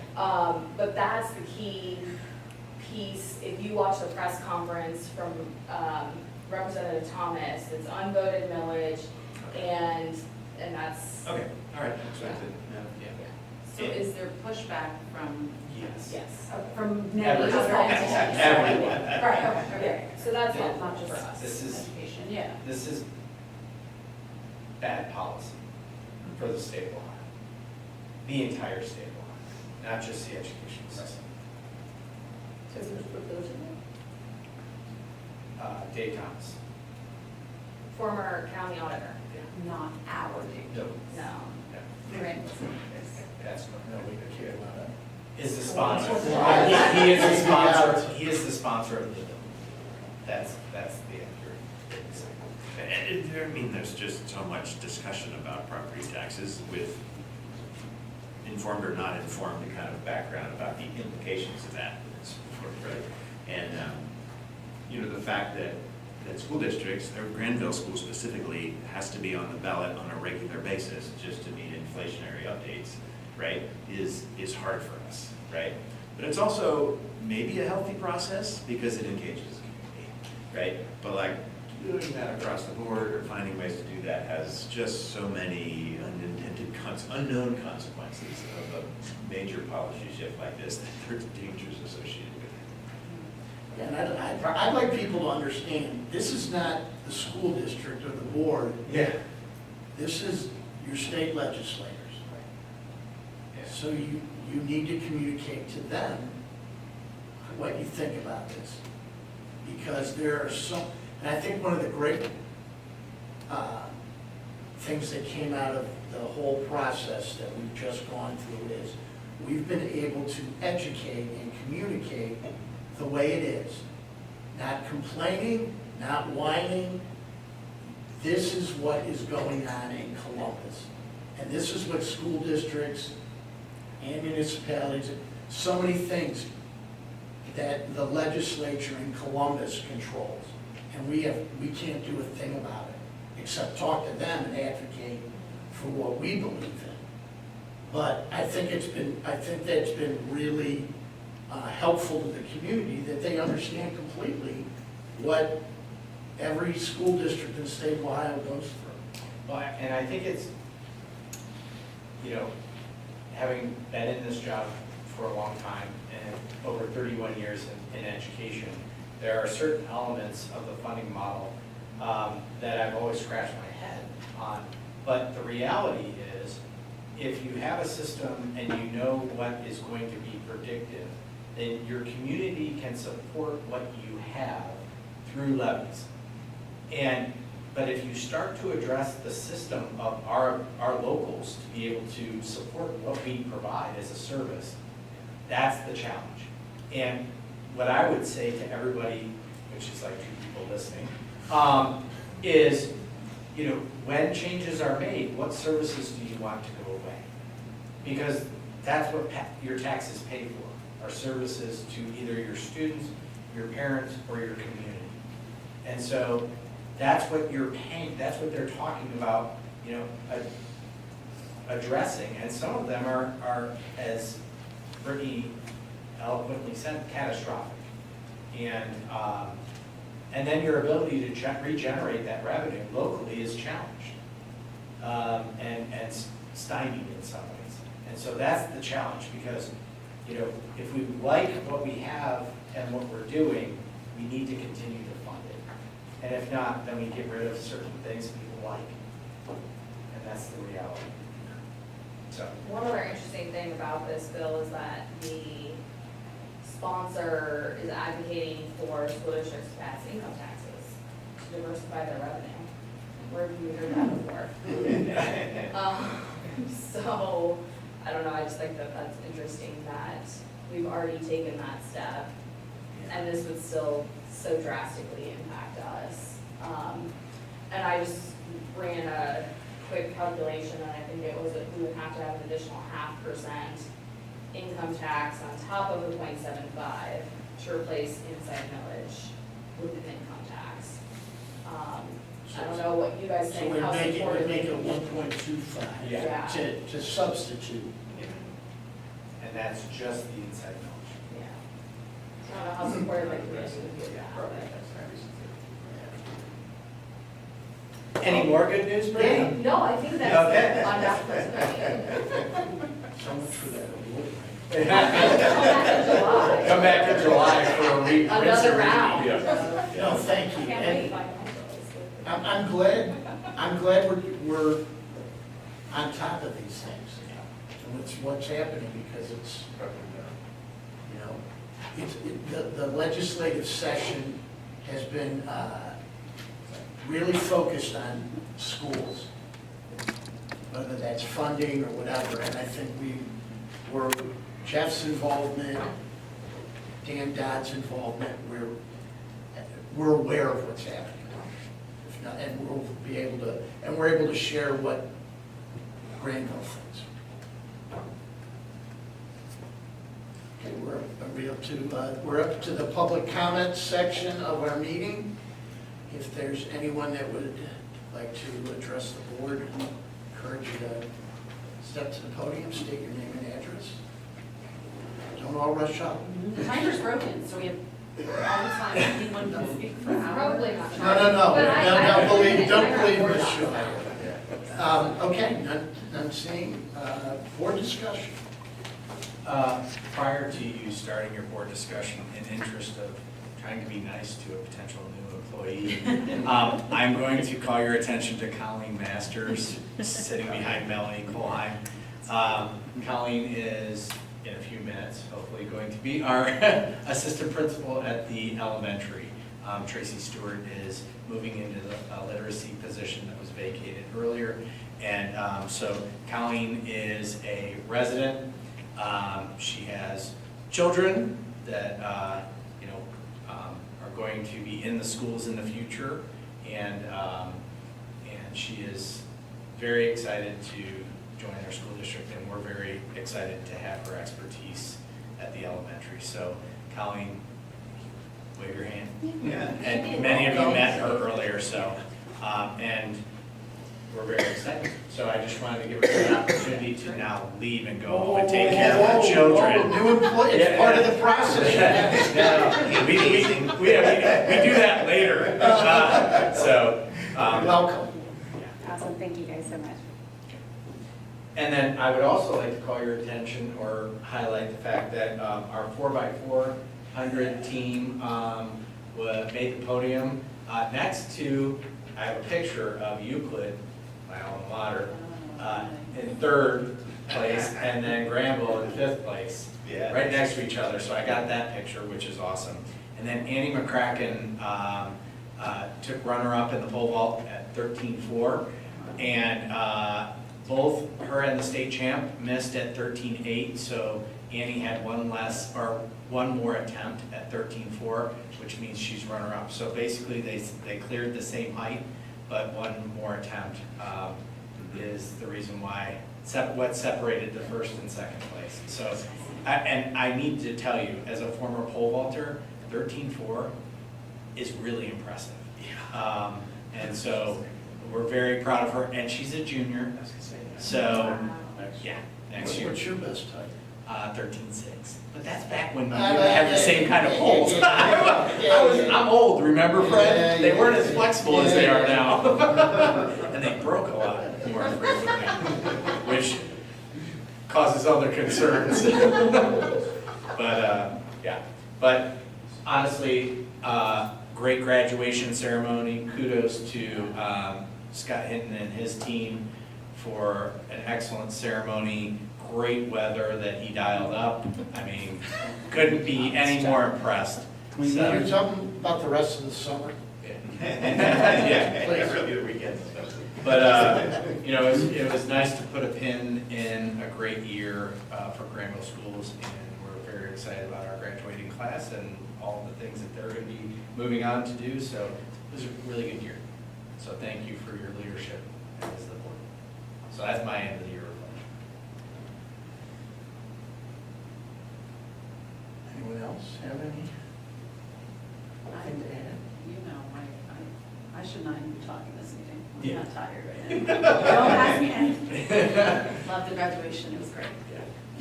I feel like we've had lots of great chance to talk during our presentations and things like that and so forth. It's great to have a legislative update. I'm so excited what Dan Dodd has been doing, and hope that we can find a way to all communicate with those stakeholders that are most interested in the status of things. And like Fred was saying, like, we're doing a lot here. There's a lot going on behind the scenes as well as, right out in the open in terms of all the opportunities that we have. And I hope people appreciate that and have a chance to offer their input to their legislators as well as to all of us about the things that they see that we can continue to do well. But it's good. And congratulations to the staff, administration, teachers, Yeah. for another great school year. Thank you very much. We really appreciate everything that you do for our kids and our community. Then we can move into the action agenda. Okay. So action item 6.01 is the board policy adoption. So, Second. and as I stated earlier, we are waiving the second reading for that one agenda. Discussion. Take the roll, please. Mr. Crum? Aye. Ms. Shaw? Aye. Ms. Deeds? Aye. Mr. Miller? Aye. Mr. Wolf? Aye. Okay. Item 6.02 are the school fees for the 25-26 school year. So moved. Second. And the additions are pretty much related to inflationary increases. So in a lot of areas, we trim costs, and some areas they increase based on material increase costs. Take the roll, please. Ms. Deeds? Aye. Ms. Shaw? Aye. Mr. Miller? Aye. Mr. Crum? Aye. Mr. Wolf? Aye. Okay, item 6.03 is the approval of a Superior Building Services contract for GHS boiler repair. So moved. Second. This item, we were scheduling to try and replace the entire unit, but we were able to create a repair that will sustain that boiler because of its life. It's a newer boiler, so Superior was able to find a fix. So we're adjusting the larger expenditure with the smaller expenditure, and then hopefully it lasts as long as possible. How much can we save with that? What is this contract for About versus the previous? 200,000, right? Was the savings, this is like 95. Yeah, this is So it's 95. like So it would've been 300,000, 300,000. yeah. Yeah. And this will actually be paid for out of the capital projects fund if we approve the transfer later in the agenda. Great. I'd just like to note that he didn't let Brittany tell us it was a savings. He takes the credit for that. Absolutely. Yeah, always. Thank you. Take the roll, please. Mr. Cronk? Aye. Ms. Shaw? Aye. Ms. Deeds? Aye. Mr. Miller? Aye. Mr. Wolf? Aye. 6.04 are the lunch prices for the 25-26 school year. So moved. Second. We have not increased lunch prices in, I think, 6 or 7 years. I think the last time was maybe a 10-cent increase. So it's been a while, and obviously prices are increasing. Just look at your own grocery bill. So this is a 25% or a 25-cent increase at both GIS and GMS GHS cafeteria. Because I don't have kids in the school system, what do you get for $3.50? I'm just curious. You get the standard meal that has all the nutritional requirements necessary for. But that's the whole shebang. Yeah, that's the Pretty whole good deal. We shebang. should go there for lunch sometime. And it's, I mean, honestly, our The food price service. would be different. Yeah, there's an adult price. But yeah, It's still a really good deal. Is there a senior citizen? I don't know. Okay, no, I just was curious, thanks. Don't have many No, it's high really, schools. I mean, And we pride for the ourselves on quality? serving really Oh, good food. absolutely, yeah. Yeah. Yeah. Okay, thank you. Take the roll, please. Ms. Shaw? Aye. Mr. Crum? Aye. Mr. Miller? Aye. Ms. Deeds? Aye. Mr. Wolf? Aye. 6.05 is the approval of the hourly rate for seasonal technology support. So moved. Second.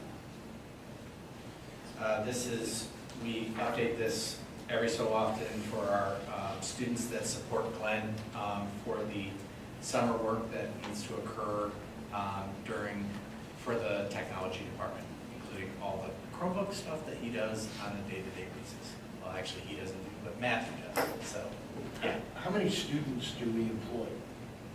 It ranges, we've had anywhere from 1 to, I think, 4. Probably 6 has been the high. We only have 1 student working for us this summer. I would say between 4 and 6 has been average. Is that just, do you need more, or is 1 adequate this summer? I'm just It will curious. probably work out this summer, but traditionally we would prefer to have more. But we just, many situations led to only having 1 student that sort of fit. Thank you. Thanks for all you do. Take the roll, please. Ms. Deeds? Aye. Ms. Shaw? Aye. Mr. Miller? Aye. Mr. Crum? Aye. Mr. Wolf? Aye. Item 606 is the approval of the service agreement with Boundless. So moved. Second. Boundless is a provider for special education services. What specific services are provided by them? The education of the student, One individual student? multiple. Okay. The next the next 2 contracts are several students, providers. Okay, thank you. Take the roll, please. Mr. Crum? Aye. Ms. Deeds? Aye. Ms. Shaw? Aye. Mr. Miller? Aye. Mr. Wolf? Aye. 6.07 is the approval of contract with Oakstone Academy. So moved. Second. And as I stated earlier, this is for special education services. And please take the roll. Ms. Shaw? Aye. Ms. Deeds? Aye. Mr. Crum? Aye. Mr. Miller? Aye. Mr. Wolf? Aye. Next item, 6.08, is the approval of the agreement with Concord Counseling Services. So moved. Second. This is a replacement for the Ohio Guidestone contract. So Concord has been operating in several school districts. Our actual provider is actually coming from New Albany, and she will work 4 days a week. Is that the same as what Guidestone Yes. offered? Yes. And it's a similar model in terms of their services and cost Similar. and so forth, or? Similar, but not exactly the same. We cover more of the cost versus the insurance providers. All right. And so what's the annual cost for that, just out of curiosity? I believe it's 84,000. Okay. Take the roll, please. Ms. Deeds? Aye. Ms. Shaw? Aye. Mr. Miller? Aye. Mr. Crum? Aye. Mr. Wolf? Aye. Okay, 6.09 is the approval of the agreement with Sinlon. So moved. Second. So this is to replace the playground surface out of the intermediate school. It is a combination of poured surface under certain elements and then more of a turf surface with a compact pad underneath, or contact pad underneath the turf surface. The PTO generated some additional funds to support this. We don't know the specific amount yet, but The overall contract is roughly Just under 200,000. 200,000. And we don't know what PTO is gonna, Correct. Not yet. is there a reason we don't know? I'm just curious. They were, when we met with them, I don't know, a month or 2 months ago, they were still finalizing expenses from the auction Okay. before they could give us a final number. They thought around 20 or 25, maybe. Does it have anything to do with ADA requirements or? No, it was built that way, however, the rubber surface that we have is ADA compliant. So, it's not as easy as a poured surface, but, it is considered ADA compliant. This increases accessibility, for sure. Seems Why like- are we doing it? Honestly, it is something that needs to be done to, Kind of maintain the city. playground? Yeah, Okay. exactly. Okay. It's a long-term solution. Yeah. Do we know the length of, expected length of time for the? Usually it's 10 years. Okay. The previous one You seemed hope- like it was much less. Yeah, we were always replacing the. Right. We haven't had this surface. This gets Just gets added remulched, to. yeah. So the one at the Occasionally. elementary has been in place for 5 years? 5 or 6 years. I think Yeah. it happened right before Yeah. I started. That's just tricky. It's like a hard thing to deal with, the right requirements that are going to be durable and safe and accessible. This is a good hybrid option. Okay. It's not the Let's try same that. as Wildwood. Correct, and it's not the same as the elementary. Okay. You can adjust with our facility master planning. Yes. The facility master plan will adjust around You're a it. vet. Correct. Like that to be clear. The treasurer has spoken. Take the roll, please. Mr. Cronk? Aye. Ms. Deeds? Aye. Mr. Miller? Aye. Ms. Shaw? Aye. Mr. Wolf? Aye. Consent agenda. Okay, consent agenda 7.01 through 7.25. Brittany, we started moving the financial reporting into the consent agenda. Yes. Yes. Effective this month. So moved. Second? And we have our typical items that we have in the consent agenda.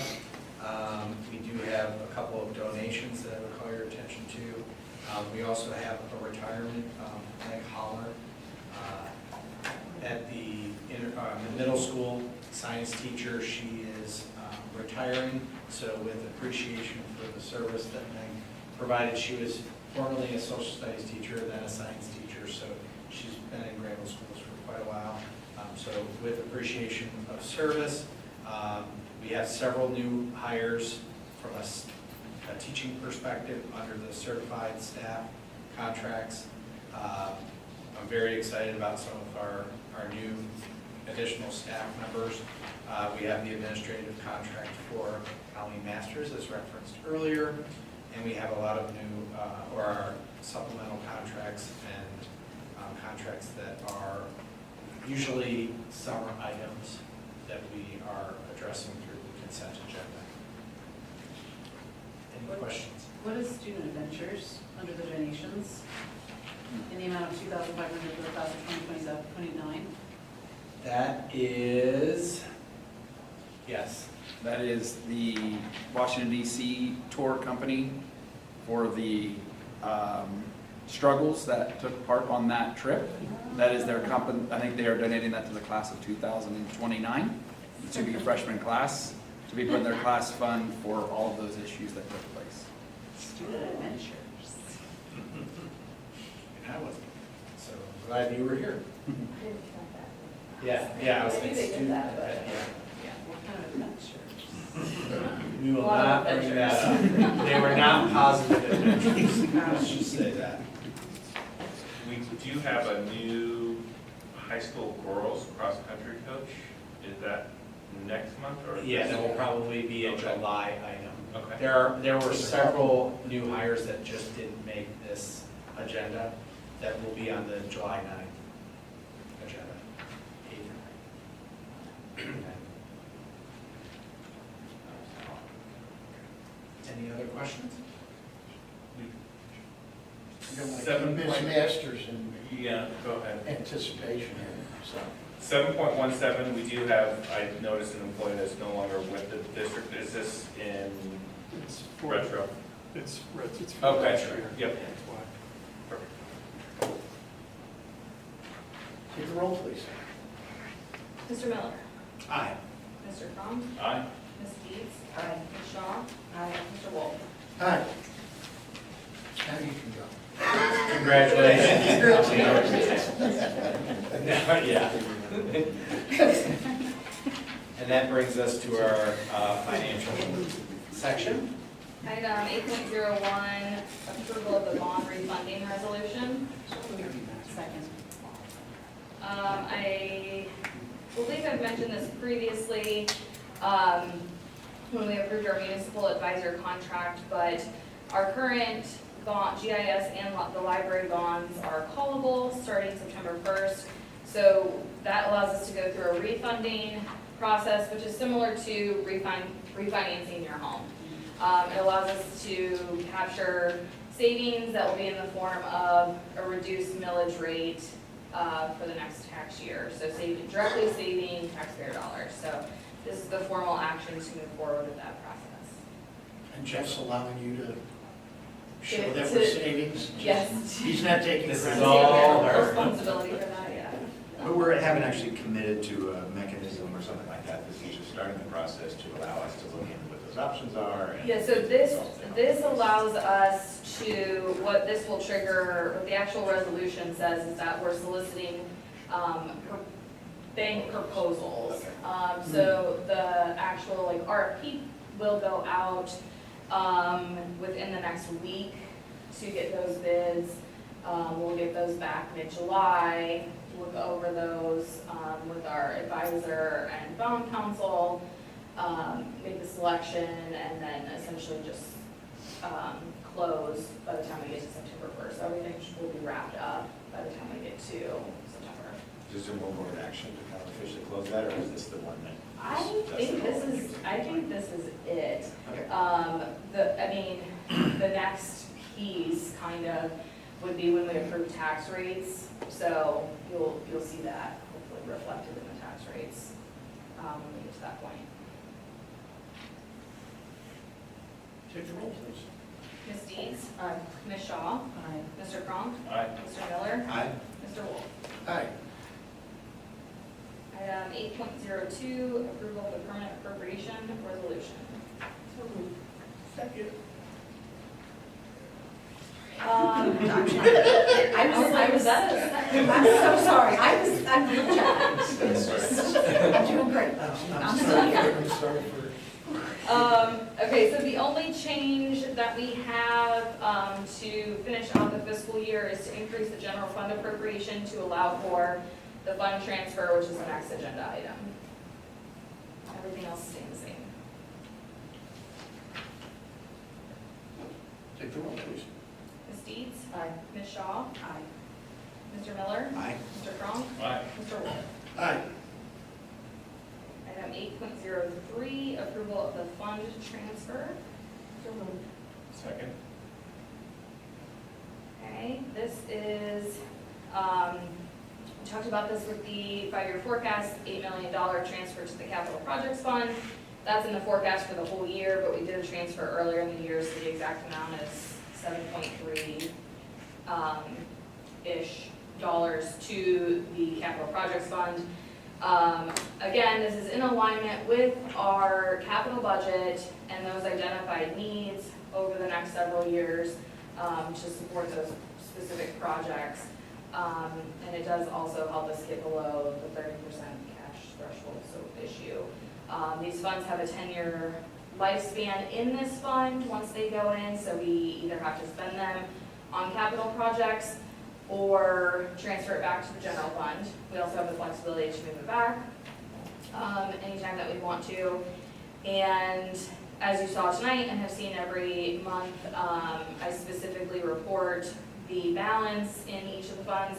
So this will be a little bit different because I'll somehow show what's allocated to projects versus what's kind of sitting in reserve. But I think from a transparency standpoint, we actually have more transparency by doing it this way versus it sitting in the general fund. Yeah, it's really helpful because we get to see everything kind of laid out in multiple slides and. Am I, let's say in conference they decide to move it to 50, would you still leave it at this amount, or would you? Well, we'll have already done this. So the money will be sitting in the capital projects But we fund. So can then move it We could move it back if we wanted. if we wanted to. I will have a recommendation for that in July. Okay, thank you. Yeah, you know, from kind of where you keep it and so forth, I'm not sure it makes an enormous amount of difference to some extent, but there could very well be times in the future where we need it for operating, or where it integrates into our levy strategy, or where it, you know, is required from a capital projects or a real estate perspective, who knows, and so forth. So it's great that we've established that fund and had it in place, right, and then we have a regular way that we're doing it and just funding it at the same level that we forecast to fund it, but now instead of in future years, I think is great. I'm fully supportive, and the finance committee is aware and supportive as well, and so forth, so. And Fred, I think, I say I'll have a recommendation in July because it's gonna depend on a lot of factors. If we eliminate inside millage, well, it's kind of the same, leave it there or move it back, you're gonna need it for capital if our permanent improvement fund evaporates. But if they eliminate the guarantee and we see reduced Right. state funding, we might need it back in the general fund, so it really. Well, truly and to Ms. depends on Shaw's what point, happens. we're being transparent. Yeah. Yeah. That we're not playing a shell game or anything here. It's, And whatever I recommend, the amount will be based on something. Yeah. Like, Right. these amounts don't just like Yeah. come out of thin air. I mean, when you look at it, you're like 7,383,635, like where did that come from? Right. But we've talked about the 8 million, we did a previous 600,000, so that's where this came from. Any further recommendation?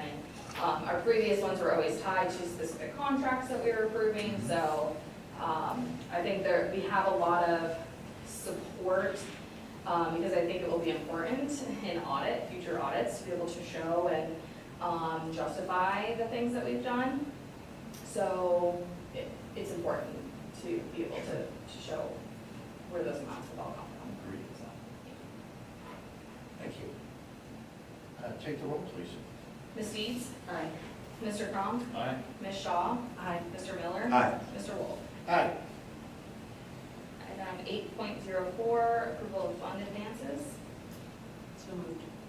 Second? These are just our typical year-end advances based on, we have our federal grants that operate on a reimbursement basis, and we can only anticipate what gets spent in June between our May request for funds from the state and then what gets paid in June. So there's always some adjustment here. Usually it'll be less than 50,000, and then in July we'll return those same exact amounts back to the general fund. Take the roll, please. Ms. Shaw? Aye. Mr. Cronk? Aye. Ms. Deeds? Aye. Mr. Miller? Aye. Mr. Wolf? Aye. Okay, 8.05, approval of the temporary appropriation resolution. So moved. Second? Okay, this is for next fiscal year to allow us to begin spending starting on July 1st. The biggest changes between the appropriations from this year to next year, of course, we don't have the $8 million in there for transfers. We have eliminated the federal funds that we know we're not receiving. We have placeholder amounts in there. I mean, it's hard to approve your appropriations when you don't know what the allocations are going to be. So we have placeholders in there. And then the auditor of state released some changes to the accounting manual that we use, and so we have all of our GEF grants currently run through one fund, and they need to move to a different fund, so it really is not a big deal, it's just an accounting adjustment of what fund they run through. So we're making those adjustments as well. Everything else is pretty much in alignment with current year. Take the roll, please. Ms. Deeds? Aye. Mr. Crum? Aye. Mr. Miller? Aye. Ms. Shaw? Aye. Mr. Wolf? Aye. 8.06, authorization to request tax advances. So moved. Second.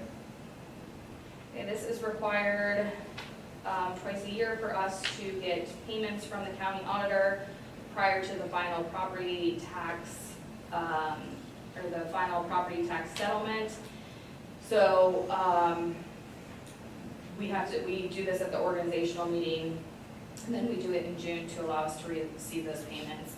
And it kind of sounds confusing, like we're requesting advances, but really they just provide us what they have already collected. So it always just depends on what they have, and they provide those payments to us, usually 2 or 3 payments prior to the settlement, which is really just helpful from a cash flow perspective to kind of keep things a little more steady. Take the roll, please. Ms. Deeds? Aye. Mr. Crum? Aye. Ms. Shaw? Mr. Miller? Aye. Mr. Wolf? Aye. I'm going to, a motion, we're going to, and I'll entertain a motion to enter into executive session to consider the employment of a public employee or official. So moved. Second. All of us.